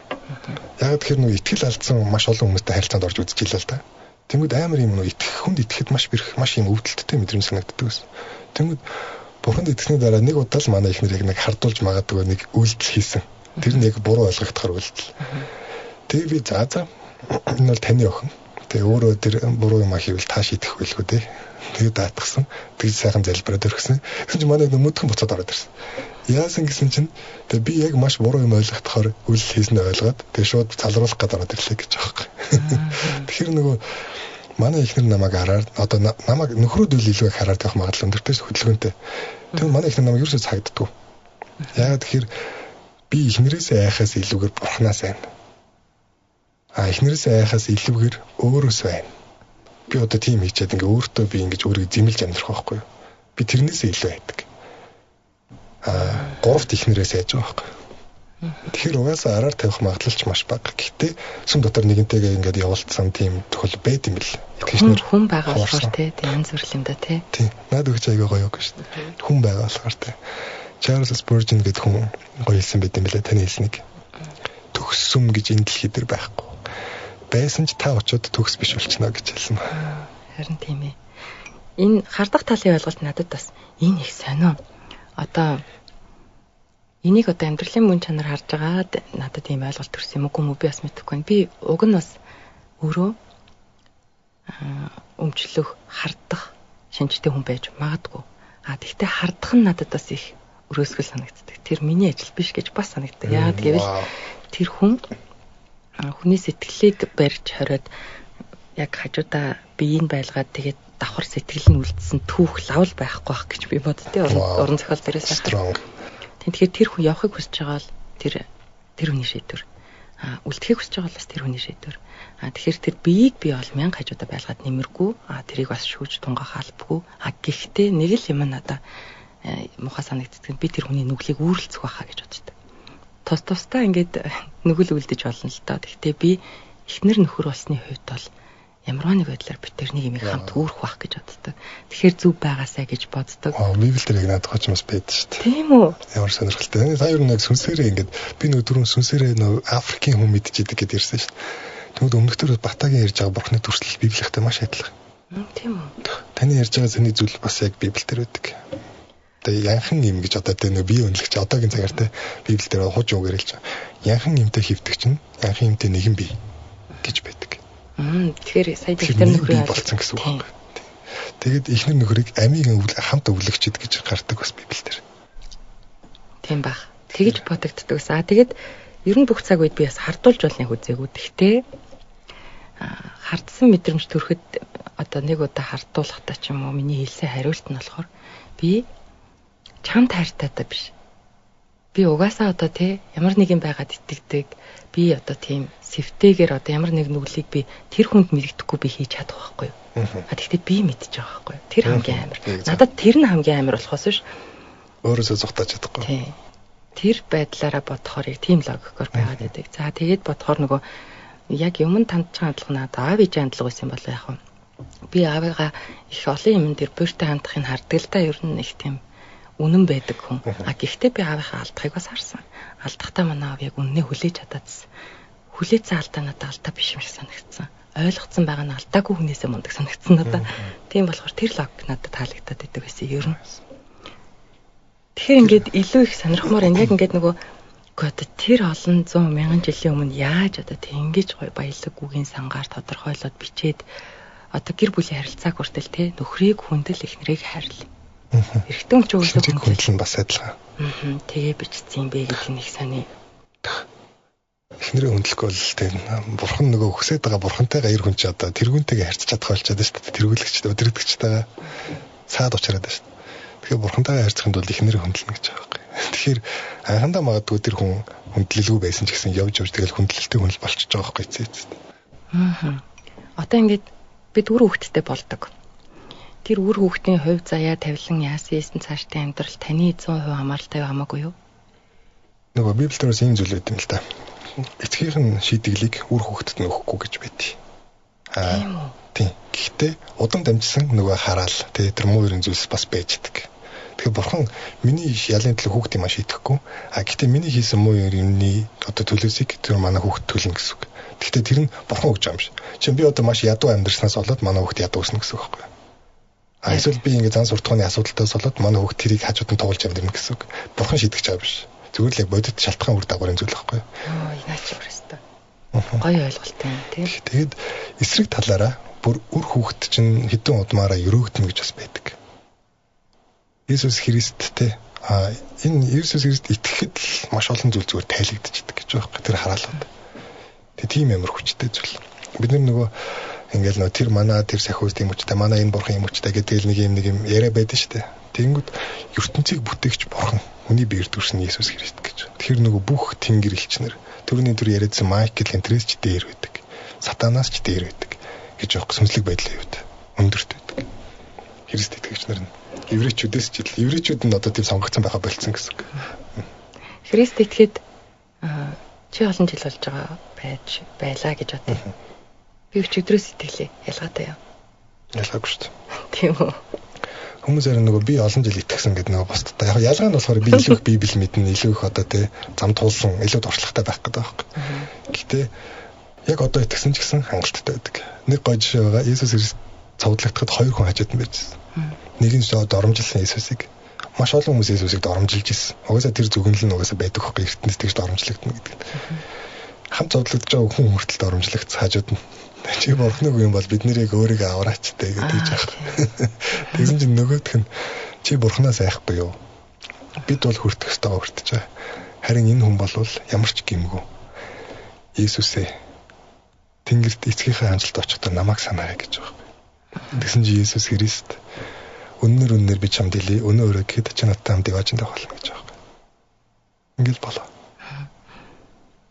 Тэгээ эндээс яг теологийн хоёр зүйл гаргаж ирдэг нь нэгдүгээр итгэл, хоёрдугаар амаараа тунхаглаж хэлсэн байна гэдэг ийм зүйлийг гаргадаг. Тэг яг бас зарим нэг янз бүрэлтэй өөрөө нүгэлтэн гэж итгэх ёстой юмстай гэл тэнгүүд яг үндсэн шинжүүд бол өөрийгөө нүгэлтэн гэж хүлээн зөвшөөрөөд намайг уучлаач гэд тэгээд Есүс Христ залбираад тэгэл болоо гэж байгаа. Ийм амарга. Ингээл бол яг л тэр сайн мөн чанарт хинч өөрөө хүрч чадахгүй учраас дэндүү амархан болгоод өгсөн.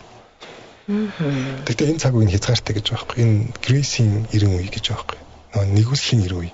Гэтэ ингээд итгэснээр аврагддаг энэ үе дуусна гэж байгаа байхгүй. Одоо бүр яг хамгийн сүүлд надад ингэж хэлмээр санагдчихээн л да. Нэг хүмүүс нэг ямарваа нэг ойлголтын дээр бат нот ингээд яадаг ш. Угаасаа бурхан гэж байхгүй ш. Тэгээд ингэдэг хүмүүс байна те. Эсвэл угаасаа манайч дудмаараа яадаг гэл ингээд нэг юм ярьдаг юм байна. Тэр нэг юм юм руу хувьсах өөрчлөгдөх тийм шинж чанараа хүмүүс гоё. Үхүхтлээ авч яваасай. Тэр зан чанараа одоо бид нэр төгс биш. Бид нэр юмыг төгс бүрэн бодоогүй. Миний эргэн тойрны хүмүүс бас төгс бодсон бодоог нь мэддэхгүй учраас юу ч хийж болно те. Бид нар бол ингээд юм жижигхэн хэсэг нь учраас тэр гайхалтай олон юмнуудыг мэдхийн тулд энэ судлах сонирхох тэр сэтгэлээ алдахгүй байгаасаа гэж бодож байна. Энэ бодол маань одоо ийм одоо нөгөө порлонд ус шингээж байгаа юм шиг байхыг хүсэж байгаа байдал маань намайг бас янз бүрийн газар авчиж байна. Тэгээ явж би бас айгуу тухтай. Тэг би тантай өнөөдөр ярилцсан яриагаар юу ойлгож байна вэ гэхээр надад ер нь Христ итгэгч хүмүүстэй уулзсан яг энэ одоо гэрэлт дээр ирэхээс өмнө бадралтай уулзахаас өмнө би нэг удаа маш тухтай хүнтэй уулзсан Христ итгэгч байсан байлээ. Би нэг юм гитар дарддаг залуу хэрэг болоод бид хоёр ингээд хүнээр дамжуулж танилцаад тэгээд тэр миний амьдралд хальтхан хормохон ороод гарсан. Тэгсэн чинь тэр хүн бид хоёр уг нь бол ингээд нэг юм тэмцээнд ингээд тэр маань гитар дараал бийг ялтуулах гэдэг болтой байсан мөртлөө тэр миний амьдралд аягүй сонио ийм тухтай мэдрэмж өгчөөд тэр хизээш тэрийг ямар нэг ажил гэж гүйцэтгээгүй надад их сонин. Одоо бүр харамсмаар л та. Гэхдээ яг энэ нийгэмд бол сонин хүн байсан байхгүй юу? Балаа юм уу гэмээр. Чи ажиллаа л хийнэстэй тий. Тэгэхэд дуусчаад байхад гитараа цонхолжээл суугаал. Эсвэл одоо надад сайн юм уу гэмээр бүр тий. Тэгэл за яаж юм. Чи ингээ хамгийн сайнаараа байлаа тий. Надад яг хэрэгтэй өгнүүд ингээ юм усалж байгаа юм шиг гоё хэлж чадсан. Тэгээд тэрнээс хойш одоо бараг хагас жил өнгөрч юм. Гэхдээ миний дотор ингээл бодогдоол гэдэг. Тэр хүний ажил бүтээсээ. Энд тэнд пост нь харагдсан лөө энэ бүтээсээ ингээс ийм гоё үр шимийг надад өгсөн байгаа байхгүй. Гайхалтай. Тэр хүн өртөрсөн ба шүү дээ. Тийм гоё ойлголтыг өгч болохоор хүн би бас байх юмсан. Тэ би яг хэмжээндээ би бол ингээл муу санахгүй хүн шиг явж болж байна. Гэхдээ тэр хүн шиг лав би байж чадахгүй хаа гэж бодогдоод. Тэгээ сүүлд нь яг гэрэлт дээр хүрээд ирсэн чинь яг нэг урсгал байсан байлээ. Тэгээд тэр хүний маань ч таньдаг байсан байлээ. Тэгээд надаа энэ хүмүүс чи ямар сонио урамсгалтай. Тэг би ингээд ажиллаа тараад гэрэлт дээр ирээд үргэлжлүүлээд одоо би 24 цагийн 18-нд нь ажиллахаар шийдвэр гаргаад ирж байгаа хэрнээ би амарч агараа явдаг байхгүй. Өөстө амраал намаа уншаад тэгээд ингээл бүрстэ жаргаал тэр дунд үн ямар сайн ойлголт энэ ямар сайн юм гэсэн очсноо нөгөөдхөө судлаад сууж байгаа шиг тий. Тэгэхээр энэ байдал надад гоё хамттай маш гоё юм. Өнөөдөр уулзсандаа бас айгүй баяртай. Христэд итгэдэг Есүс бас энэ талаар сануулсан байдаг л та. Миний үгийг дагдаг хэрнээ одоо юм надад итгэдэг хэрнээ үгийг дагдаг хүн элсэн дээр байшин марсан мэт. Үгийг дагдаг хүн хатан дээр байшин марсан мэт. Үер үерлэхэд байж гэн. Нөгөөх нь бол үер үерлж шороо шуурхад тэгээ салхи шуурхад гэд хийсэл алга болно гэж. Тэгэхээр нөгөө итгэгч болгон сайн зүйл байдаггүй. Гэхдээ яг итгэлийг одоо харуулдаг, яг итгэлийн дагуу амьдрдаг хүмүүсээс тийм зүйл заавал харагддаг. Charles Spurgeon бас хэлсэн байгаа. Чи Христ итгэсэн гэчээд өөрчлөгдөөгүй болвол наадах чинь жинхэнэ итгэл биш гэж байгаа юм. Заавал өөрчлөгддөг. Тэгэхээр энэ айгүй тань сонь санагдаж магадгүй. Энэ яг маш түлхүүр яг том өөрчлөлтийн яг үндсэн хэсэг нь энэ сэтгэл зүйн өөрчлөлттэй байдаг. Сүнс бол хамгийн чухал хэсэг шүү дээ. Сүн итгэлдөө ирж байгаа шүү. Тэнгүүд Өмнө нь бид нэр ертөнцийн төв байдаг байхгүй. Өөрсдөө. За яг ойлгогч. За тэгээ болчихоо. Боддизмын нэг үлгэр байдаг байхгүй. Нэг далайн ирэг дээр хүүхдүүд ингээл хэлсээр цайз барайл. Тэгэл хүмүүс очиад хүүхдүүд очиад нэг өшөглөнгөө тэрийг цайз амар хамгаалаад хэрэлт зодолтой холбоо юм бол. Тэнгүүд орой нар жарахаар бүгд гэртээ харчихна. Тэгэл далайн төрлөг ирээл нөгөө юуг нь авч яхад хинч дэрэг өмгөөлөхгүй. Тэнгүүд бидний энэ нас түүнтэй адилхан зүгээр юм төр зүрийн зүйлээ гэж байдаг байхгүй. Тэнгүүд бид нар бас яг түүнтэй адилхан эгогоо амар хамгаалж амьдрна. Бясалгал хийсэн ч ямар гоё бясалгал хийдэг гигийн хүн бэ. Итгэгч болсон ч гэсэнтэй энэ ямар гоё Библи мэддэг итгэгч вэ? Ямар мундаг пастор вэ гэж итгүүлэх гээд цаанаа тийм хүсэлтэй байдаг. Иесус бас энэ тал дээр бас яг анхааруулсан. Тэгээ фарисеучуд шиг тэгж болонд очиж зогсоод урт урт хүмүүсөд хүндлэгдэх гэж битийдэг. Тэгээ тэрийг сайн ойлгуулж. Тэнгүүд Иоанн баптист үрдэгч Иохан гэж хүн байсан. Тэр хүн маш гоё гэлсэн. За товчхон дэлгэр дээр бол бүх хуучин гэрээнд гарч байгаа бүх иш үзүүлэгчдээс хамгийн агуу гэж байгаа юм. Бүгднгийн давах байсан. Гэхдээ тэр ямар ч гайхамшиг үзүүлээгүй. Далайг өгөө тэнгэрээс гал болгоогүй. Бүр яг тийх боломжтой байсан. Тэгээ яагаад тэгж хэлсэн гэхээр би ихсэж тэр би багсаж тэр ихсэх ёстой гэж хэлсэн. Тэнгүүд Есүсийг алдаршуулахын тулд зам тавьж өгч байгаа. Зам нь бэлдэж өгч байгаа. Тэгэхээр бидний яг нэг өөрчлөлтийг тэндээс эхэлдэг. Бадрал багасах тусам дотор нь Есүс Христийн зарчмууд ингээд тэр өвүүд байх тусам шал өөр хүн болоод байгаа юм. Тэгэхээр та түрүүн би тэр хүн шиг байж чадахгүй гэсэн шүү дээ. Тэгэхээр та чадахгүй, би ч гэсэн чадахгүй. Тэр хүн ч яг үндэ чадахгүй. Тэгэхээр тэнд юу харагдаад байгаа гэхээр нөгөө Христийн зарчмууд харагдаад байгаа юм. Тэгэхээр нөгөө Христ итгэл дотор mind renewal гэж ойлголт өгдөг. Сэтгэлгээ шинчлэгдэх. Хуучнаа сайжруулах биш, бүр шинчлэх гэж байгаа юм. Хуучин хувцс хүнээ тайлаад шинэ хүнээ өмс гэж байгаа. Тэгэхээр нөгөө өмнөх бадрлын хүсэл дажаал, уур хилэн атаархал тэр болон үзэл бодол бүгд байхгүй болоод оронд нь Христийн үг. Тэнгүүд би тэгэхээр чинь байхгүй болчих юм шүү гэд ингээд байсан чинь би яг үндэ бүр өмнөхөөс хамаагүй гоё болоод яг жинхэнэ эрхчлөөнд хүрч байгаа ойлгож байгаа юм. Яг тэгэхээр тэр болгонд байсан миний нөгөө үзэл бодол, эго, бардамнал энэ болгон чинь зөвхөн хүлээс үд байсан байхгүй надаа.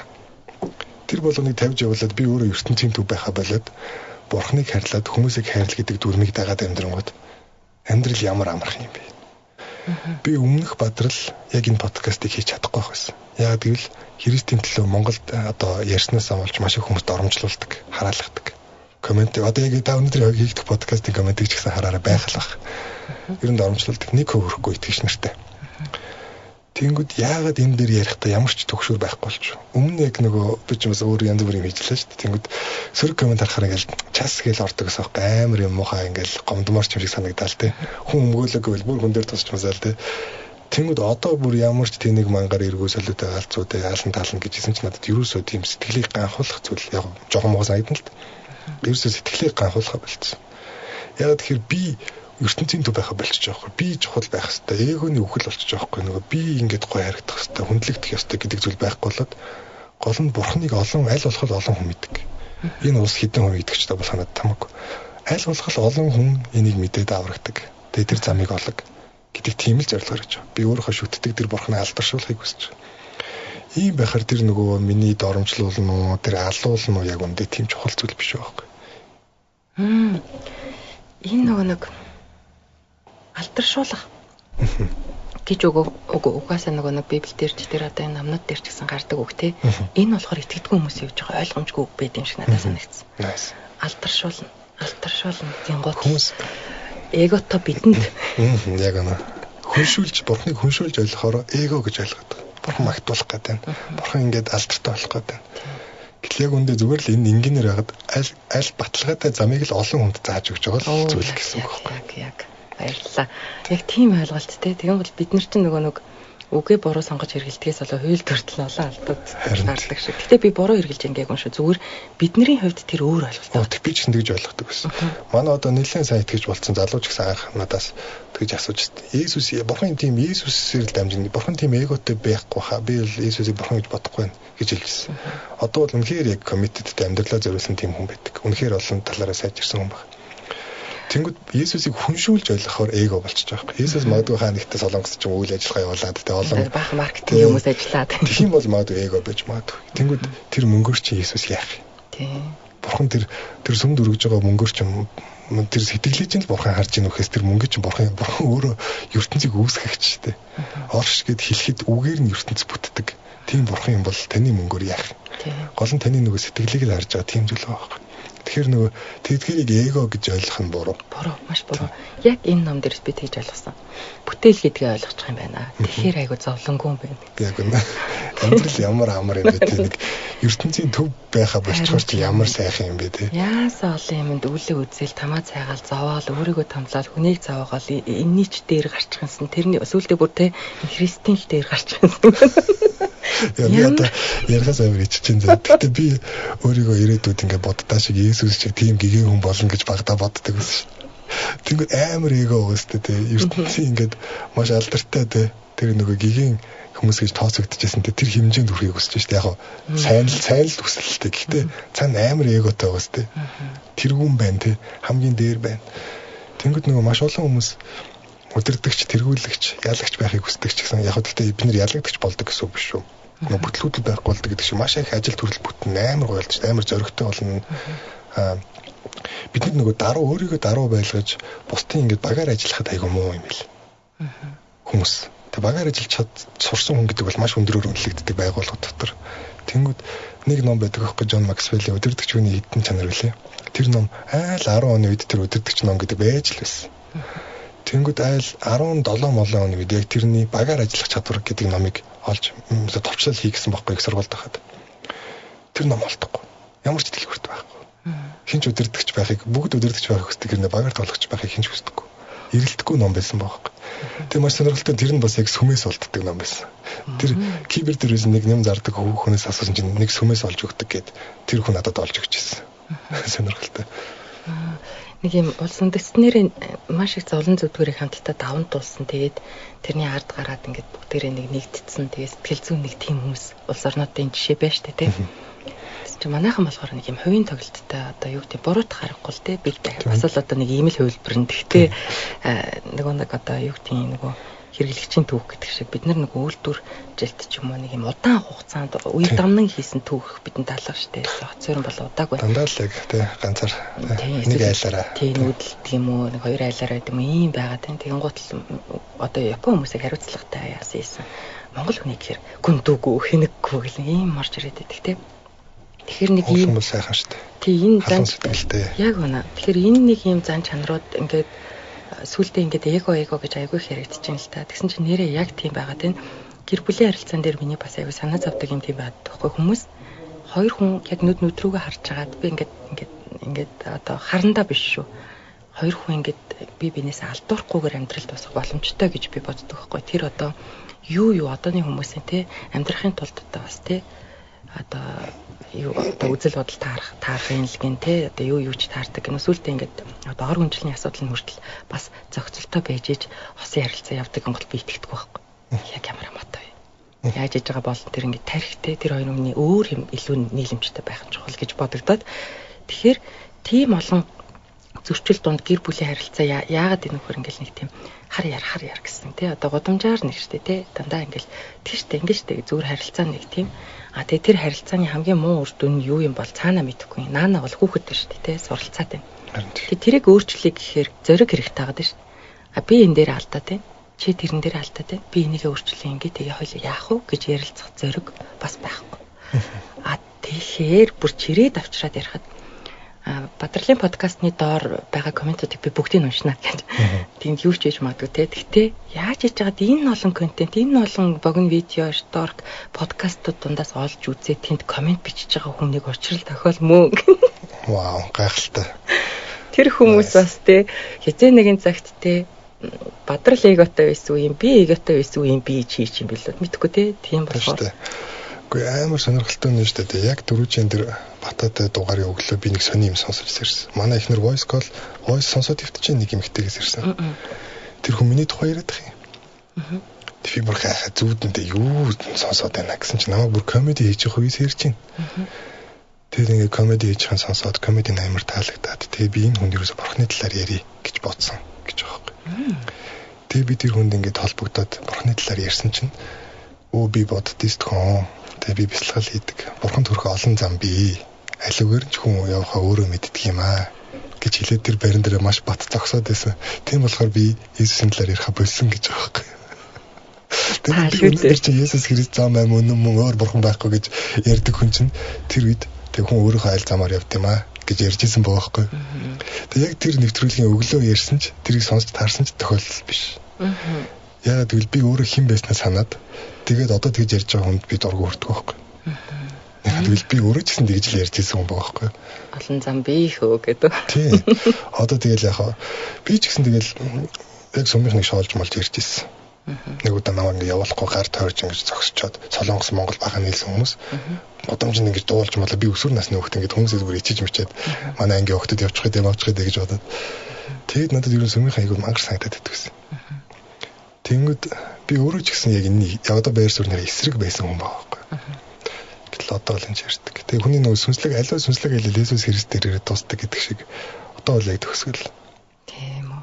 Надад бас их гойсон нэг чинь нэрээ тийш үү нэг юм сонин надад бол хитрхи цэвэрхэн санагдаад байсан байна ер нь хитрхи цэвэрх би бохирдох гэдсэн байна шүү дээ юу би яаж юм би тэгж амьдарч чадахгүй ч гэдэг юм бодол нэг юм тавч идэх гэдэг юм шиг хязгаарлуулах гэдэг юм шиг мэдрэмжүүд төрөд байсан байна л да.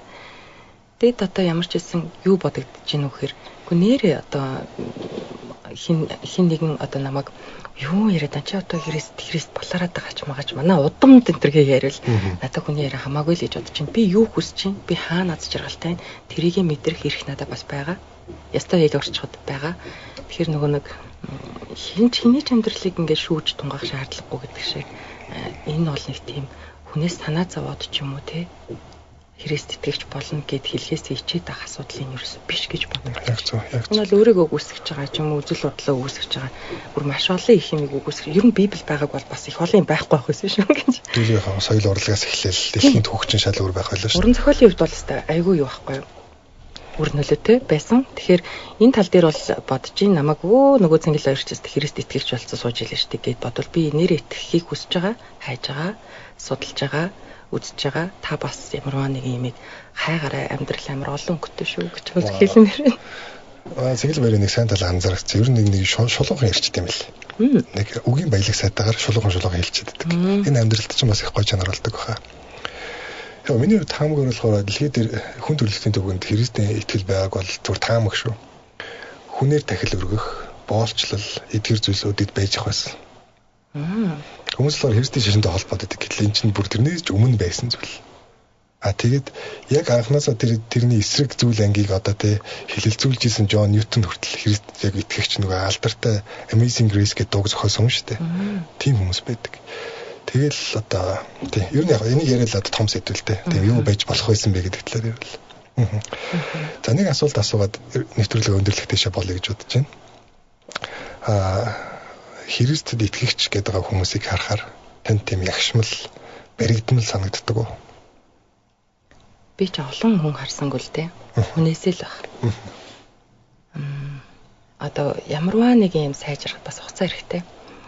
Сайжрахыг хүсэж байгаа нь одоо нөгөө маш сайн хөрс болохыг хичээж байгаа нь сайн боловч бид нар Христэд итгээд маш сайн хүн болсон эсвэл Христ итгээгүй учраас муу хүн болсон гэх боломжгүй тэр хүн ямар ч байсан нэг юмны үзүүрээс барихыг хичээж байна. Сулдаа ганханж оруулсангүй. Тэр маш гоё авууштай чанар. Тэгэхээр хувь хүн ямар байхаас хамаарат л янз бүр харагдах байх. Гэхдээ надад одоо харагдсан байдлаараа бол миний амьдралдаа хамгийн тухтай мэдрэмж авч ирсэн хоёр хүн Христ итгэгч байж таарсан. Надад өнөөдөр яг энэ подкастт ороход их нөлөөлсөн. Тэр хүмүүстээ баярлалаа. Баярлалаа. За танд өөр тодруулах зүйлүүд байна уу яг энэ итгэлийн тал дээр? Зөндөө гарах байхаа. За байвал ганц нэгийг авчил та тэгээд. Нэг ийм юм байлээ. Айгуу сайн. Хүн ингээд нөгөө нэг судалгааны арга зүг үжижил оюутан байхад ордог штэ. Хүн суралцахад суралцдаг юм байл. Тэгэхээр нөгөө нэг шилэн дэрког хэрэг шилээр хийсэн болоо гэж асуучихгүй тулд хүн чинь эхлээд мэдхийг хүсээ. Тэгээд базрын мэдлэг олж авч байгаа хүн чинь хэрэгтэй асуултаа асууд юм байна. Тэгэхээр би одоо яг эхэлж байгаа учраас надад зүгээр ингээ гайхсан те нөгөө тэрийг ихтэй асуучих гэж би таныг зоригжуулмаар байна. Яа тэгэхээр яг тэр өнцгөөс байгаа хүмүүс байгаа. Таныг бас юм гоё өгöd өгөх. Муу асуулт гэж байдаг. Муу хариулт гэж байдаг. Тэгэхээр яг үнэхээр юмаа мэддэг хүн бол ойлгуулаад тайлбарлаж чадна гэсэн үг. Эйнштейн хэлсэн байдаг шүү дээ нөгөө. Чи 4 настай хүүхдэд ойлгуулж чадахгүй бол чи өөрөө тэрийг сайн мэдэхгүй байна л гэж байгаа шүү дээ. Тийм үү. Тэг би айгүй тэгвэл ерөнхий юм асууж магадгүй. Ямарваа нэг улс оронд тэр улс орны одоо ямар одоо оршин тогтносон байдал үүхтүүх ямар нэг юмнаас хамаарат шашин сайхан сууршаад ингээд үүснэ хөгжиж чадахгүй гэсэн ойлголт байдаг уу? Байна. Гэхдээ яг энэ бол зүгээр нэг нийгмийн төвшинл ярьж байгаа зүйл шүү. Тэгэхээр нэг угсаатны онцгоос хамаарат өөр хүлээж аваад байгаа юм л. Гэхдээ бурхны хувьд боломж үзүүл гэж байхгүй. Бурхан чулуунаас ч өрөөдмийг үүсгэх гэдэг байгаа шүү дээ. Тэгэхээр бурхны хувьд боломж юм гэж байхгүй. Хаана бурхан гараас онгосон бол тэрийг зогсооно гэж байдаггүй гэж байхгүй. Тэгэхээр энэ цаг үед чинь өөр юм тавьж байгаа. Одоогийн хойд солонгос шүү дээ тий. Дорны Иерусалим гэдэг нэртэй байсан гэж таадах. Нөө тийм үү? Тийм олон итгэгч нарын төв байсан. Гэхдээ дахиад өөрчлөгдсөн. Дараа нь Өмнөд Солонгос дэлхийн 2 дахь мишонери илгээсэн тийм улс орн болсон. 30% итгэгч болол. Гэхдээ та нар нэг юм анзаараад үзээрэй. Яг итгэл Христийн revival гэдэг зүйл болоод яг олноороо ингэж итгэсэн тэр үед GDP-ийн давхар ингэж корреляцтай хараад үзээрэй. Дандаа ингэж GDP-наас давхар өссөн байдаг. Маш сонирхолтой. Тэгээ энийг зөв энгийн нөгөө сэтгэл зүгээр тайлбарлах юм бол social capital өсчихөж байгаа юм. Илүү тийм найдвартай хүмүүстэй болоод эхэлж байгаа гэсэн үг. Хоёр найз хамтраад бизнес хийлээ. Нэгнийгээ араар нь мөнгөнд шун, нэгнийхээ хөрөнгөнд шуналдаж элдв янзын зүйл хийхгүй гэсэн үг. Хийх магадлал нь багасчихна гэсэн үг. Хийхгүй биш. Тэгэхээр адаглал нөгөө хүмүүс нь илүү найдвартай хариуцлагатай хүн болоод эхлэхээр улс орны баялаг өсөх нь тодорхой. Энээс гадна blessing гэж зүйлдэг бурхны одоо ерөөл ивэл гэж. Тэгэхээр Ган улсын нэг одоо номлогчтой би ярьжсэн. Танаа улс хэдэн онд ингэж олноороо итгэсэн юм бэ гэсэн 2008 он. Шууд Google дээр 2008 оны Ганы GDP-г харангууд тэр 8 оноос эхлээл цаашаа өсөж байгаа юм. Хүмүүс нөө Сингапурын боловсролын Ли Кан Ю ном бичээл те ийм нууц байгаа гээл те боловсролтой хөрөнгө оруулах гэж солонгосчууд ч гэсэн те ингээл Samsung Hyundai гээл ингээл ярьдэн шүү дээ. Гэтэл бүх юм эхлээд сүнслэг ертөнцид өөрчлөгдөж дараа нь энэ ертөнцид тусгалаа болж байгаа байхгүй. Сингапурч 70% байдаг хаа итгэл нь 70% итгэгч Өмнөд Солонгос бол те 30% байсан те маш том нэг улс орноос давцсан эдийн засгтай нөгөө Samsung-ын хүртэл Samsung-ийн ерөнхийлөгч нь хүртэл сумын гишүүн байжсэн байгаа. Тэгэхээр эхлээд энэ ертөнц сүнслэг ертөнцтэй бид нэр өөрчлөгдөж энэ ертөнцид тусгал нэрдэг. Би бол ингээд бухимдж байгаадаа нэг одоо вообще төвжирж байгаадаа нэг бухимддаггүй.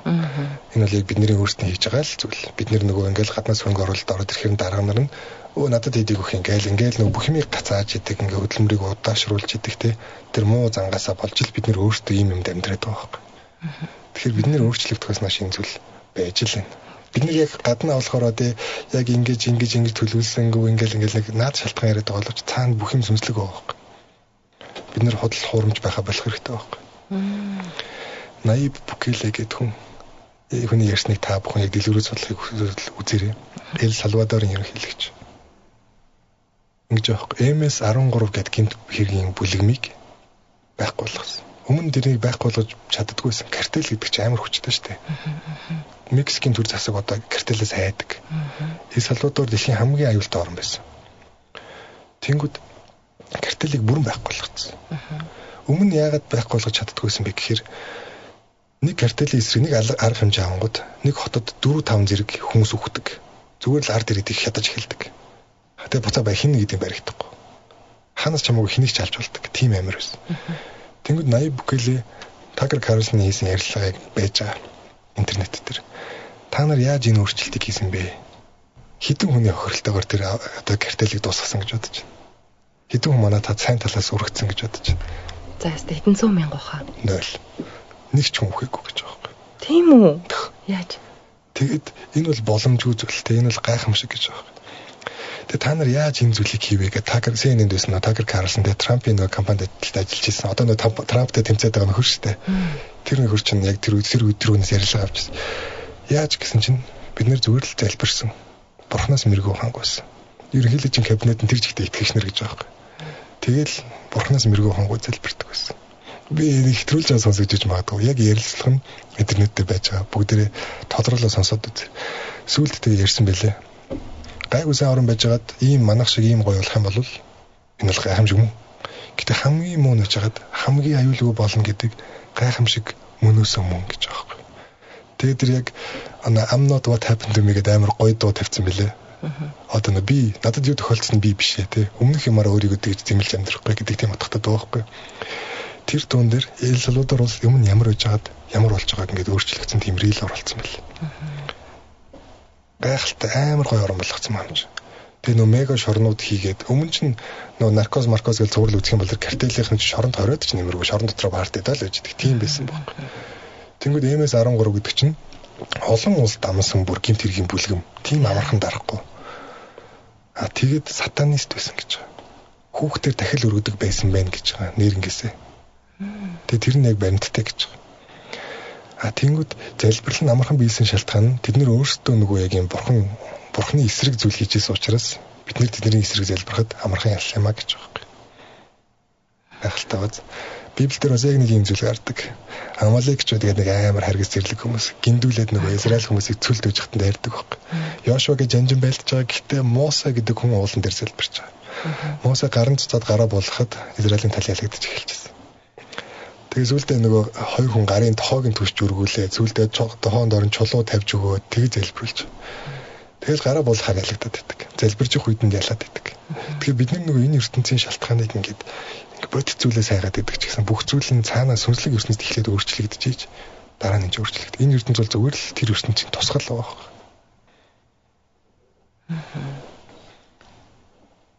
Энэ ертөнцийн аргаар бодоод хөрөхгүй зүйлүүд үнэхээр байгаа шүү дээ. Тэнгүүд тэр болгон чинь нэг тэр дүрмээр яваад байгаа байхгүй.